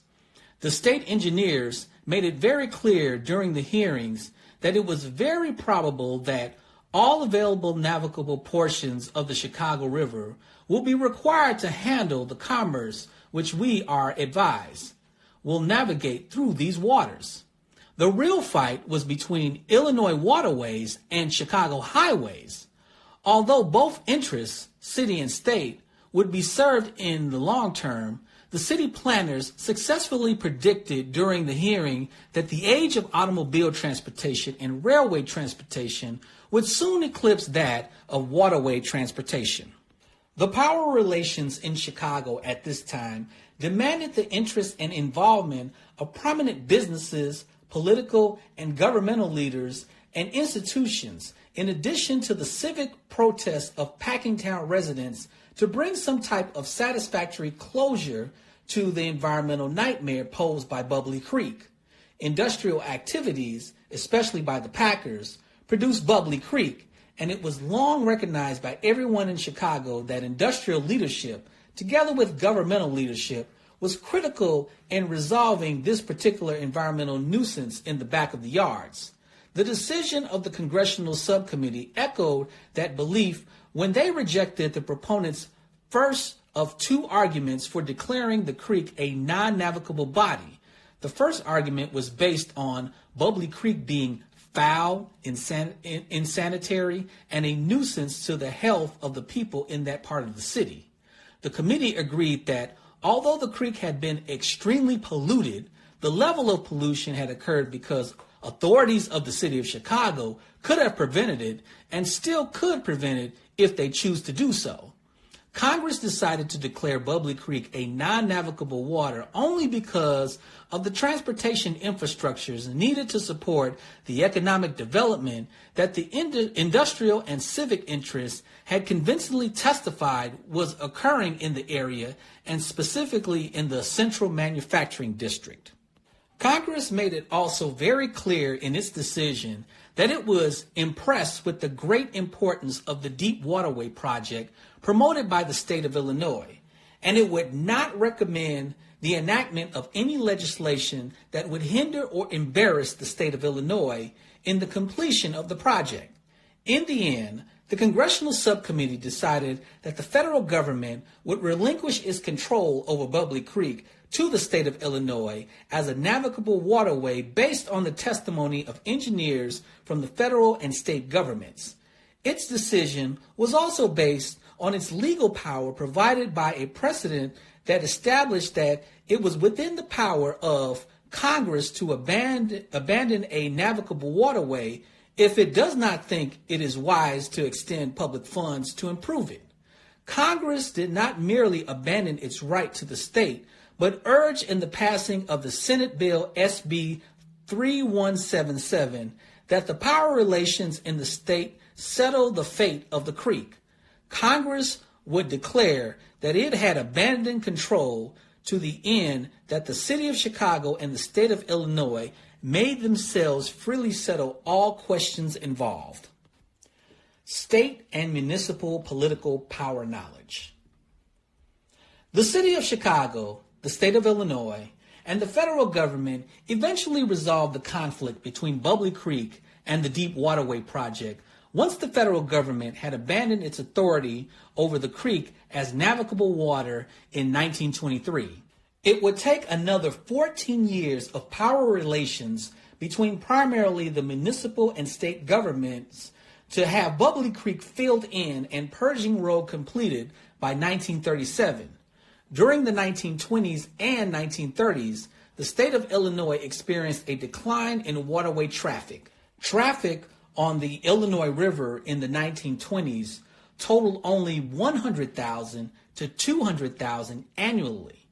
In 1933, until the first toll came up from New Orleans, there was no traffic at all between Lockport and Starved Rock. Furthermore, the Army Corps of Engineers decided that the optimal deep waterway route to Lake Michigan would be the Sag Channel, completed between 1911 and 1922. The Corps made this decision because this route would avoid the increasingly congested central Chicago area that had been slowed down with too many lift bridges. A federal act of July 3, 1930, extended the federal project on Illinois waterways to the heads of federal projects in Chicago and Calumet. This same act also transferred control of all the Illinois water projects and the canals of the sanitary district to the federal government. The move to the Sag Channel as opposed to the sanitary ship canal helped clear the path for building Pershing Road by removing the south branch of the Chicago River as a viable route to Lake Michigan in the Deep Waterway Project. The delays in building Pershing Road then became driven by legal actions of property owners along Bubbly Creek. Some of those owners engaged in legal fights with both the city of Chicago and the state to either halt the destruction of the creek or be properly compensated for the loss of economic opportunities that would occur once the creek was eliminated. Despite these obstacles, the city of Chicago and the Chicago Plan Commission continued to move forward and have Bubbly Creek filled in and Pershing Road completed in 1937. The improvement of Pershing Road had been advocated by the Chicago Plan Commission before the 1923 navigability decision. The street was mentioned in the 11th annual report of the Chicago Plan Commission 1920 as a street that was critical to improving traffic conditions in the stockyards and to providing residents with access to Lake Michigan and the zoo. In 1921, officers of the Plan Commission appeared before the City Council committees in connection with the ordinance for the filling in of Bubbly Creek between Halsted Street and Racing Avenue, necessary for the continuation of Pershing Road. In 1921, Ward 5 Alderman Eaton had presented a resolution that urged the necessity of filling in the West Fork of the South Branch of the Chicago River. In 1925, the Chicago Plan Commission identified Pershing Road as one of the streets in their through traffic street plan that they recommended for the city of Chicago to adopt and implement. According to the Plan of Chicago, 1925, the city's adoption and execution of the through street plan would play a major role in relieving the present condition of congested traffic and in bringing us nearer to a solution of the traffic problem. The 1925 plan specifically recommended that Pershing Road be opened and widened from lakefront to western city limits, a distance of about 8 miles. According to the Chicago Plan Commission reports, the plan for Pershing Road remained stagnant and in status quo from 1922 through 1927. This was probably due to the fact that it was not until 1927 that the state of Illinois, through the passage of the Bubbly Creek Bill, would grant the city of Chicago the right of eminent domain to fill in the creek and develop the road. In 1928, the Chicago Plan Commission's Executive Committee appointed a Pershing Road Committee that was tasked with overseeing the implementation of the road. In that same year, during the election of April 10, 1928, a bond issue of $2 million for Pershing Road was defeated by a vote of 381,529 to 184,751. Strongly influenced by the recommendations provided by the Chicago Plan Commission, the city of Chicago, and eventually the state of Illinois, passed a number of ordinances and engaged in legal proceedings beginning in 1929 that were directed at getting Bubbly Creek filled in. On February 4th, 1929, the city government ordered that the Commissioner of Public Works be authorized and directed to proceed with the filling of Pershing Road and the filling in of Bubbly Creek between Ashland Road Avenue and 39th Street. On June 3rd, 1929, the Chicago City Council passed an ordinance for the opening and improvement of Pershing Road 108 feet wide between Lowell and Damon Avenues. The Chicago Plan Commission reported that in 1930, on November 5th, a paving ordinance covering the portion of Pershing Road as when opened and widened was submitted to the City Council, and that the ordinance was favorably approved by the city's Committee on the Judiciary on December 11, 1930. Less than 6 months from the issuance of this ordinance, the city of Chicago made a condemnation agreement with one of the major property owners in the areas near Bubbly Creek, the Chicago City Railway Company. The final boost in filling in Bubbly Creek and completing Pershing Road was accomplished during the Depression, in the watershed period from 1931 to 1935. On January 21st, 1931, the City Council passed the Chicago City Railway Company Agreement in connection with condemnation proceedings for the opening and widening of West Pershing Road from South Damon Avenue to Lowman Avenue.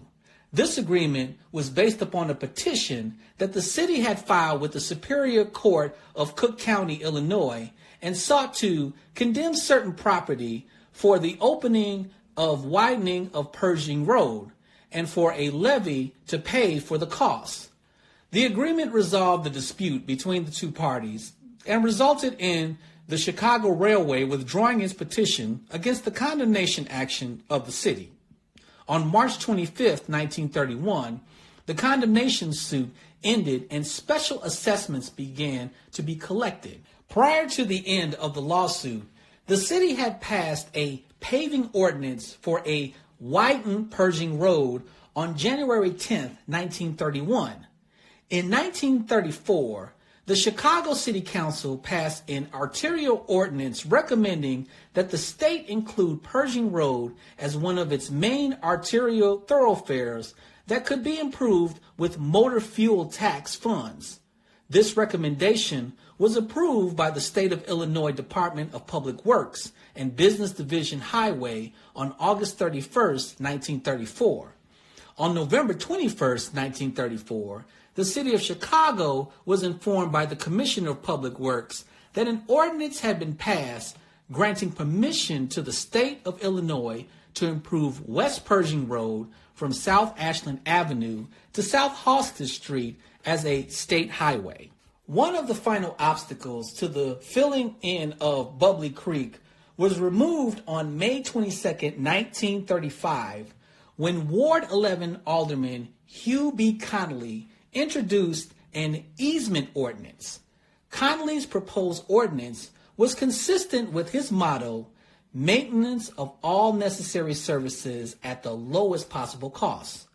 The ordinance was unanimously accepted by the City Council on June 6, 1935, and provided for the acceptance of easements from certain property owners for the use of property for street purposes in advancement of awards to permit the early improvement of West Pershing Road. By July 21, 1935, 5 critically important property owners accepted the easement agreement. Their decision would virtually erode the conflict to get rid of Bubbly Creek for the sake of Pershing Road. These owners included Albert and Massey Letterman, the Anglo-American Provision Company, the Union Stockyard and Transit Company of Chicago, and the Central Manufacturing District. Another of the final hindrances was removed with the November 5, 1936 City Ordinance for granting authority for an agreement with the Barrett Company in connection with the filling in of part of the West Fork of the South Branch of the Chicago River, the construction of certain sewers, and the opening and extending of West 31st Street. When Pershing Road finally opened on October 24, 1937, Alderman Connolly, an Irishman, received public recognition for his getting the project through the maze of legal technicalities involving federal, state, and city authorities. Connolly not only had a bridge named after him for his deeds in closing Bubbly Creek, he received an old shovel that had been carved from a tree that had grown on the banks of the Bubbly Creek in 1860. Connolly received the shovel because legend had it that this shovel was saved because it had been used to throw the first spadeful of dirt in the creek. Lots of spades in Chicago. That is this week's book study session number 4 on Packing Them In. Dr. Sylvia Hood, Washington. We'll do it again next Thursday. Give you a shovel as a prize. Anyway, the number is 605-313-5164.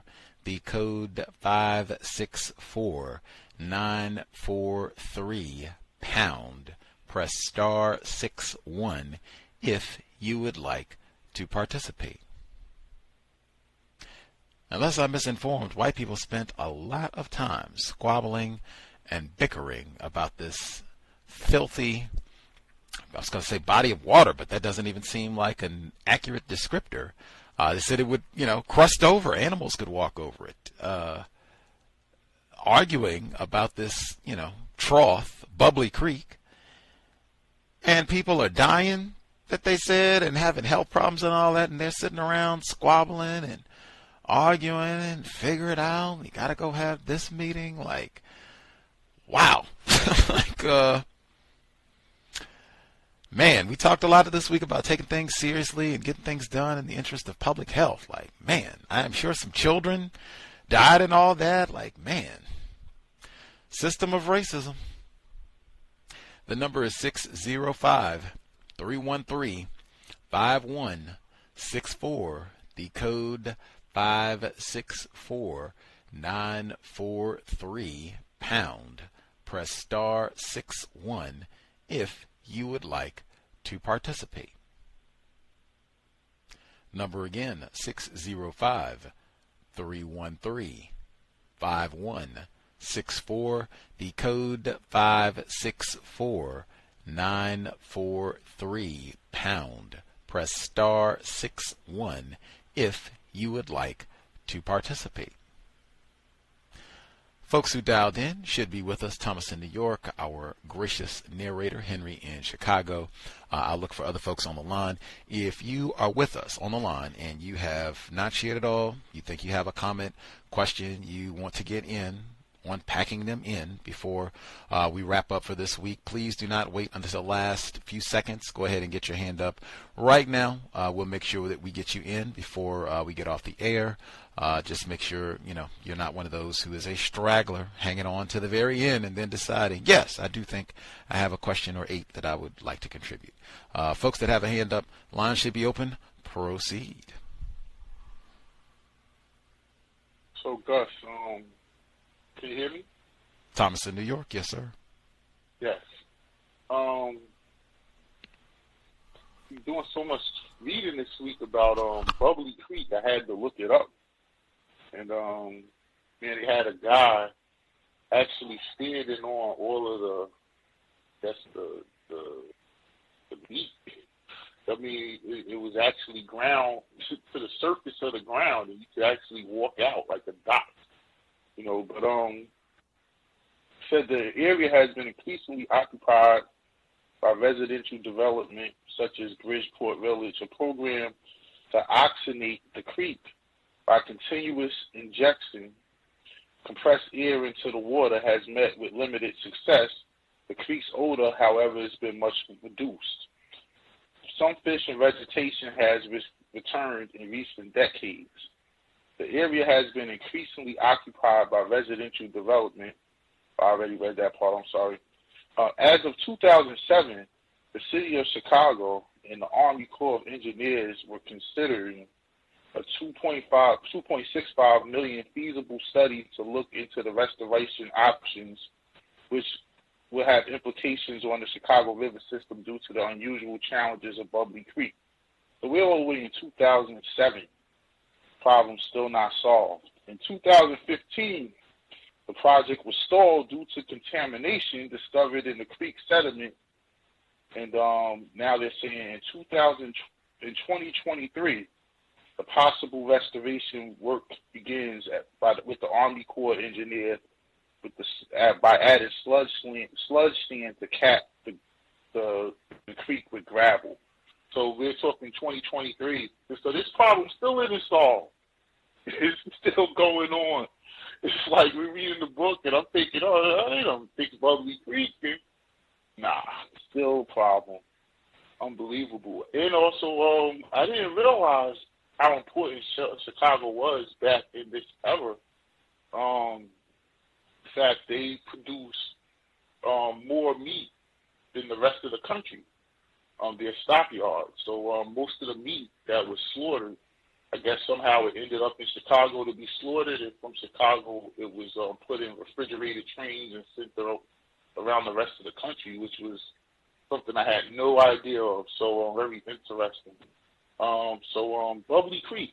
I might have to go to Chicago and take a look at it before they fill it.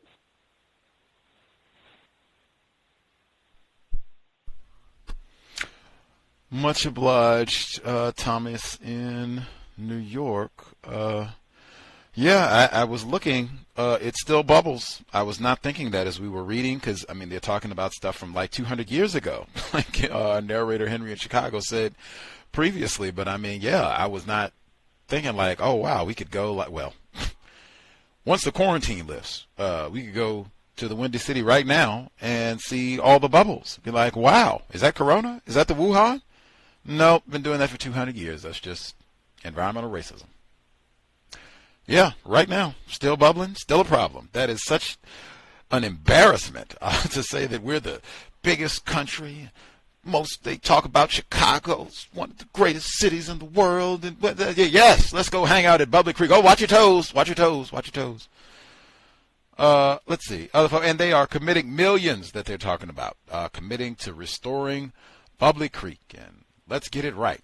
Let's, fix this problem. Get some air in there and clean it all up so it'll be wonderful. We can get the fish back and go swimming in it and all that.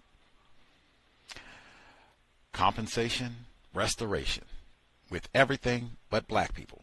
Did we get compensation for John Burge and all that, Chicago? Maybe. Different book. Other folks who dialed in, if you have questions, comments you'd like to share, line should be open. Proceed. Can I be heard? Henry in Chicago. Yeah, they made a quick reference to the SAG channel, which is called the Calumet SAG channel. Its purpose is to divert waste from Lake Michigan to the Illinois River. Now, about a block away from the Chicago or the Calumet SAG channel is the Altgeld Gardens. So all that waste going from from Lake Michigan is passing through the Altgeld Gardens, nearby the Altgeld Gardens. So that's more toxic waste that those people that live in that particular area are being attacked with. So that's all for now. We got some poison for you. Just lovely. And no coincidence. It all just pulls in the same direction.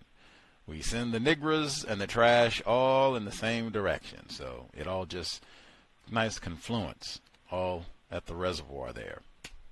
No accidents. No coincidence. Let's see.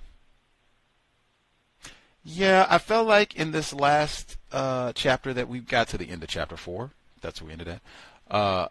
I feel like in this chapter that we've just read, Engineering and Environmental Inequality, it was so much of it was just about all of these white people and whites at the federal level, whites at the state level, whites at the local level, Mary McLeod, the Leach sisters, it wasn't really black power. Not that that's the title of this book, but it wasn't really, black people organizing to do something about this and different organizations or what have you. It was just white people, when it comes decision time, which you will often see in the system of racism, white supremacy, when it is decision time about what are we going to do about all this? Is it a navigable body? And are we going to fill it in? Are we going to let it stay?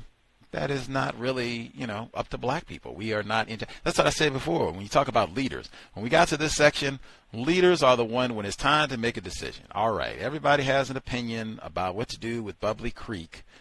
The leaders will step forward and we will make a decision about Bubbly Creek. And then you all can be upset about it. You can pout about it or whatever, but the decision is made, and that is that.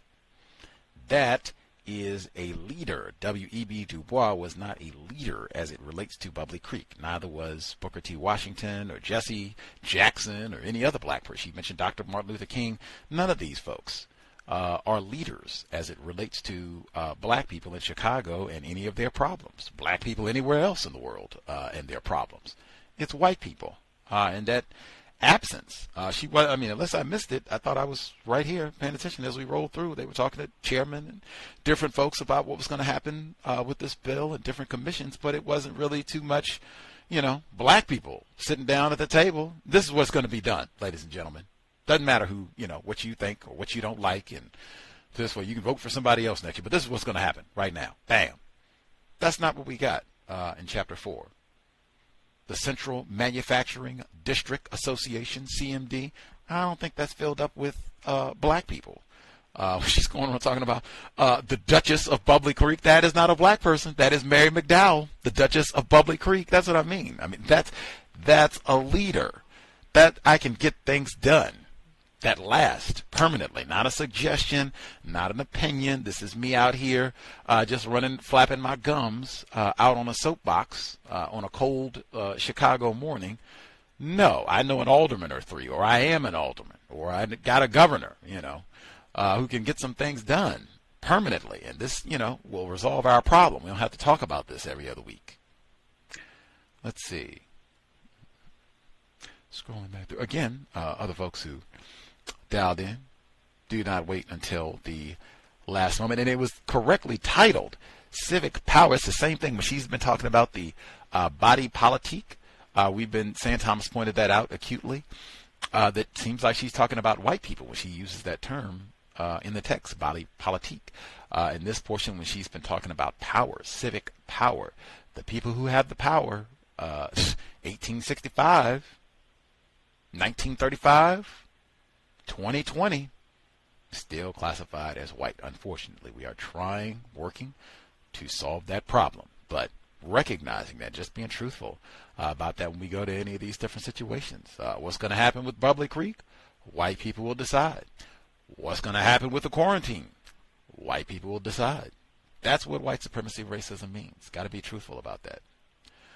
Other folks' comments this year, so I'm flipping through my notes. They had lots of pictures. I don't know if you want to. Might be. That's embarrassing. I keep getting ready to say, like, if you have, and then I'll see something else from. They do have pictures in the book from this week. They have a lot of them. So if you have the book, you can check them out. If you don't have the book, it might be worth it if you go to the library after the quarantine. They closed the freaking libraries.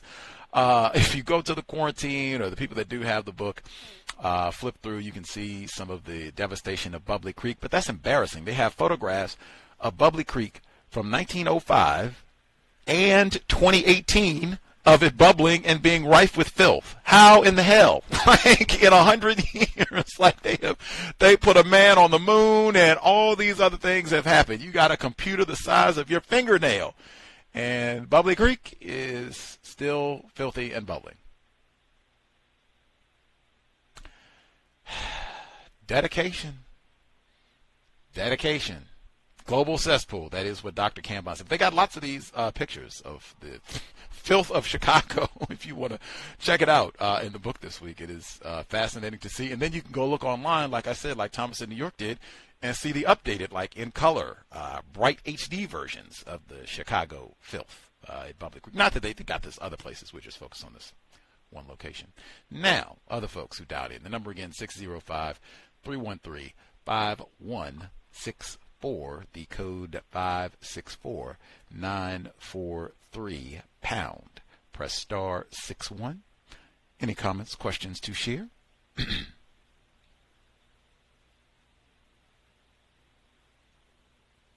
Interesting with white people and these nicknames. Mary McDowell, known as the Duchess of Bubbly Creek and Garbage Woman and all this other kind of cute nicknames that they have, kind of reminds me of what was happening when the white women were calling the police on, black people congregating, Barbecue Becky and all these other kind of crazy names. So I kind of thought about that when she was mentioning these self-titled names for Mary McDowell. So that's all. Absolutely. Although, I mean, if you want to self-apply, I'm the Duchess of Bubbly Creek. Whatever authority that's supposed to suggest with that little title, these little tacky names, the tackiness even, because they put these little tacky titles on these areas where we already know these are some non-white people, whether they're so-called white ethnics, so-called Latinos, or black people. We got the niggers there, whatever. Some non-white people that, they are life unworthy of life. Who cares? We'll dump all the foul and filth and industrial waste. We'll dump that all back there on top of their rooftops. And we'll give it a cute name. We'll call it the bottoms. Yes. The back of the yards. Yes. The south side. Yes. Come on. Or we'll put something cute on it. Altgale Gardens. Yes. Flowers. And, oh my God, acid waste is raining down on us. Yes. We'll come up with some little cute name like that to hang on it. Then I'll give myself a nickname for cleaning up this dump. Or at least trying to. Again, 100 years later, Still bumping. They will, and they'll come in and they'll make little hodgepodge tacky repairs. They'll come in and say, oh, we're going to tear down Cabrini Green's housing project. They will tear this down and put up something nice and just kind of go hodgepodge. I think our narrator, Henry in Chicago, he talked about they came in and put up a trauma center after they had complained and lots of black people had been shot and killed. And all right, you want to put in trauma. So just go hodgepodge, a little bit here, a little bit there, as opposed to, how about just make it correct? Make it look the same way that it looks on the north side, on the Gold Coast in Chicago, some of the other posh parts of the city. Why don't you make it look the same? Make it the same as it looks in Evanston. Make it the same as the way it looks on the campus up at Northwestern. How about that? We don't have money. Yeah, we blew all our money on the Corona budget. Yeah. Everybody good? Anything else they wanted to make sure they get in? Second portion of the reading.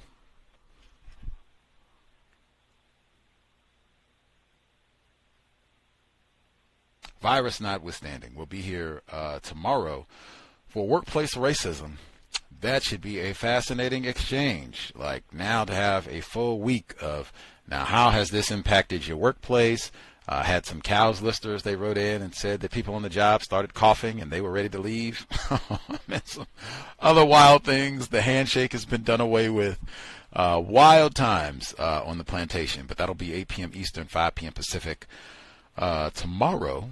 In addition to people working from home and trying to adjust to all of that, amazing times. We will review tomorrow. Compensatory call-in, that'll be Saturday, 9 p.m. Eastern, 6 p.m. Pacific. And again, the goal, do the Global Sunday Talk on Racism this Sunday, normal time for that broadcast, which is early in the day so that we can get people from different parts of the globe. I feel like this, mandatory. Like, I've been emailing folks, different parts of the planet, like, let's get in here. Let's make time. Let's get in here. This is important, like, to see what your observations are. Your part of the world. We have C.O.W.S listeners that are in China. Some of them have been saying, hey, this is really serious. Take this seriously. This is a big problem. I was just here with the quarantine and all the rest of it. So I think this is one that is important. It is a global system of white supremacy racism. This is one, triangulate is one of the words that we've used before, getting information from as many different sources as possible so that you can process and follow logic, try to, as best you can, come to an accurate logical assessment about what's the best thing to do, best way to proceed. But Global Sunday Talk on Racism, the goal, have it this Sunday, the normal time, 3 p.m. Eastern, 2 p.m. Central, 12 p.m. Pacific. So that would be early in the day. Sun is still shining, so that we can get folks from different parts of the globe on at their, whatever the time difference happens to be, to share what they have seen with the opening week or so of this so-called pandemic, what's happening on their job, what regulations or rules does it look like might be changing in their so-called country. Very important. We'll be working hard to make sure that that goes down this Sunday. Last check. Anything else? Folks need to make sure they get in before we call it a broadcast. Packing them in, session 4. Yeah, I think, Judge, that sometimes we forget how important, important is a tough word, but for lack of better words, important Chicago is to black people, where we has about 1 million black people that live in the city, and a lot of them are homeowners, allowed to own property right now by white people, and it's the headquarters to very recognizable black organizations, the Rainbow Coalition, the Nation of Islam. I believe the Moorish Science Temple is headquartered there.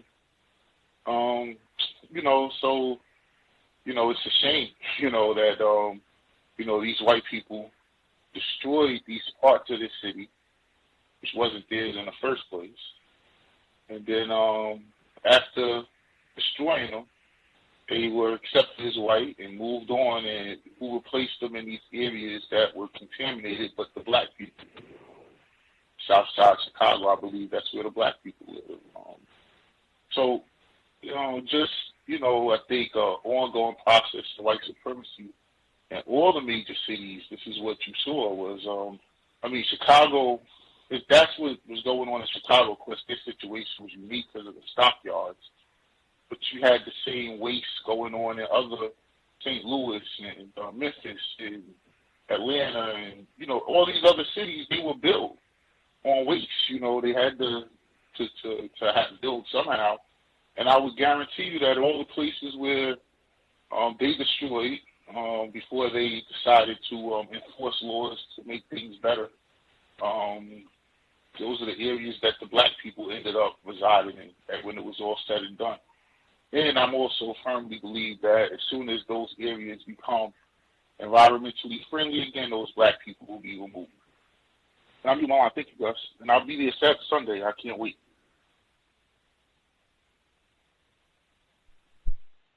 I am excited about Sunday myself, hoping I will be allowed to be present also. Global Sunday Talk on Racism, long-awaited return. Could have been under better circumstances, not with us all being on lockdown. Let's see. Our caller in Canada, do you have any commentary you were going to share as well? Oh, hello, Gus, and hello, callers. I just wanted to say that I understand now what they call biohazard, because it's obvious that Bubbly Clique was a biohazard. And to imagine that from all of this time till 2019, it is still polluted. And it's, it doesn't look the same, of course, back from the 19th century, but it was basically, a big open area, and there was sand, and then they had, in the 19th century, they had all of these, the packing factories, and the factories that made the cans and put the meat in it. And then they'd pour all of the entrails and all of the waste from the packing. And then to think from all of that time and today, Bubbly Creek is still polluted. I mean, that's really fascinating, to say the least. And to realize that from all that time, through environmental racism, they had the nerve to make sure that many black people are near those areas. So, and then I've always wondered, why did people have such low birth rates and such low lifespans? Because they were living in very polluted areas. And, then I understand why a lot of people didn't live to the age of 40 and died very, very young.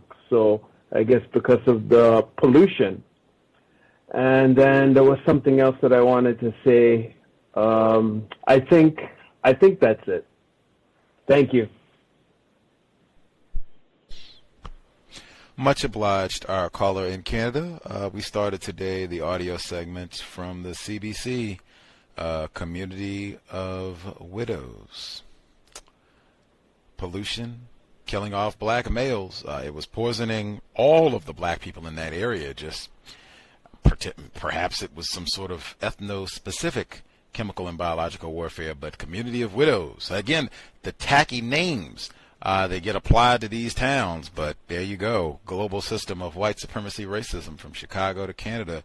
They do the same thing. Life unworthy of life, trash, and black people. Population tailoring, sir. Absolutely. 24 hours will be here, neutralizing workplace racism. 8 p.m. Eastern, 5 p.m. Pacific. Like I said, fascinating week.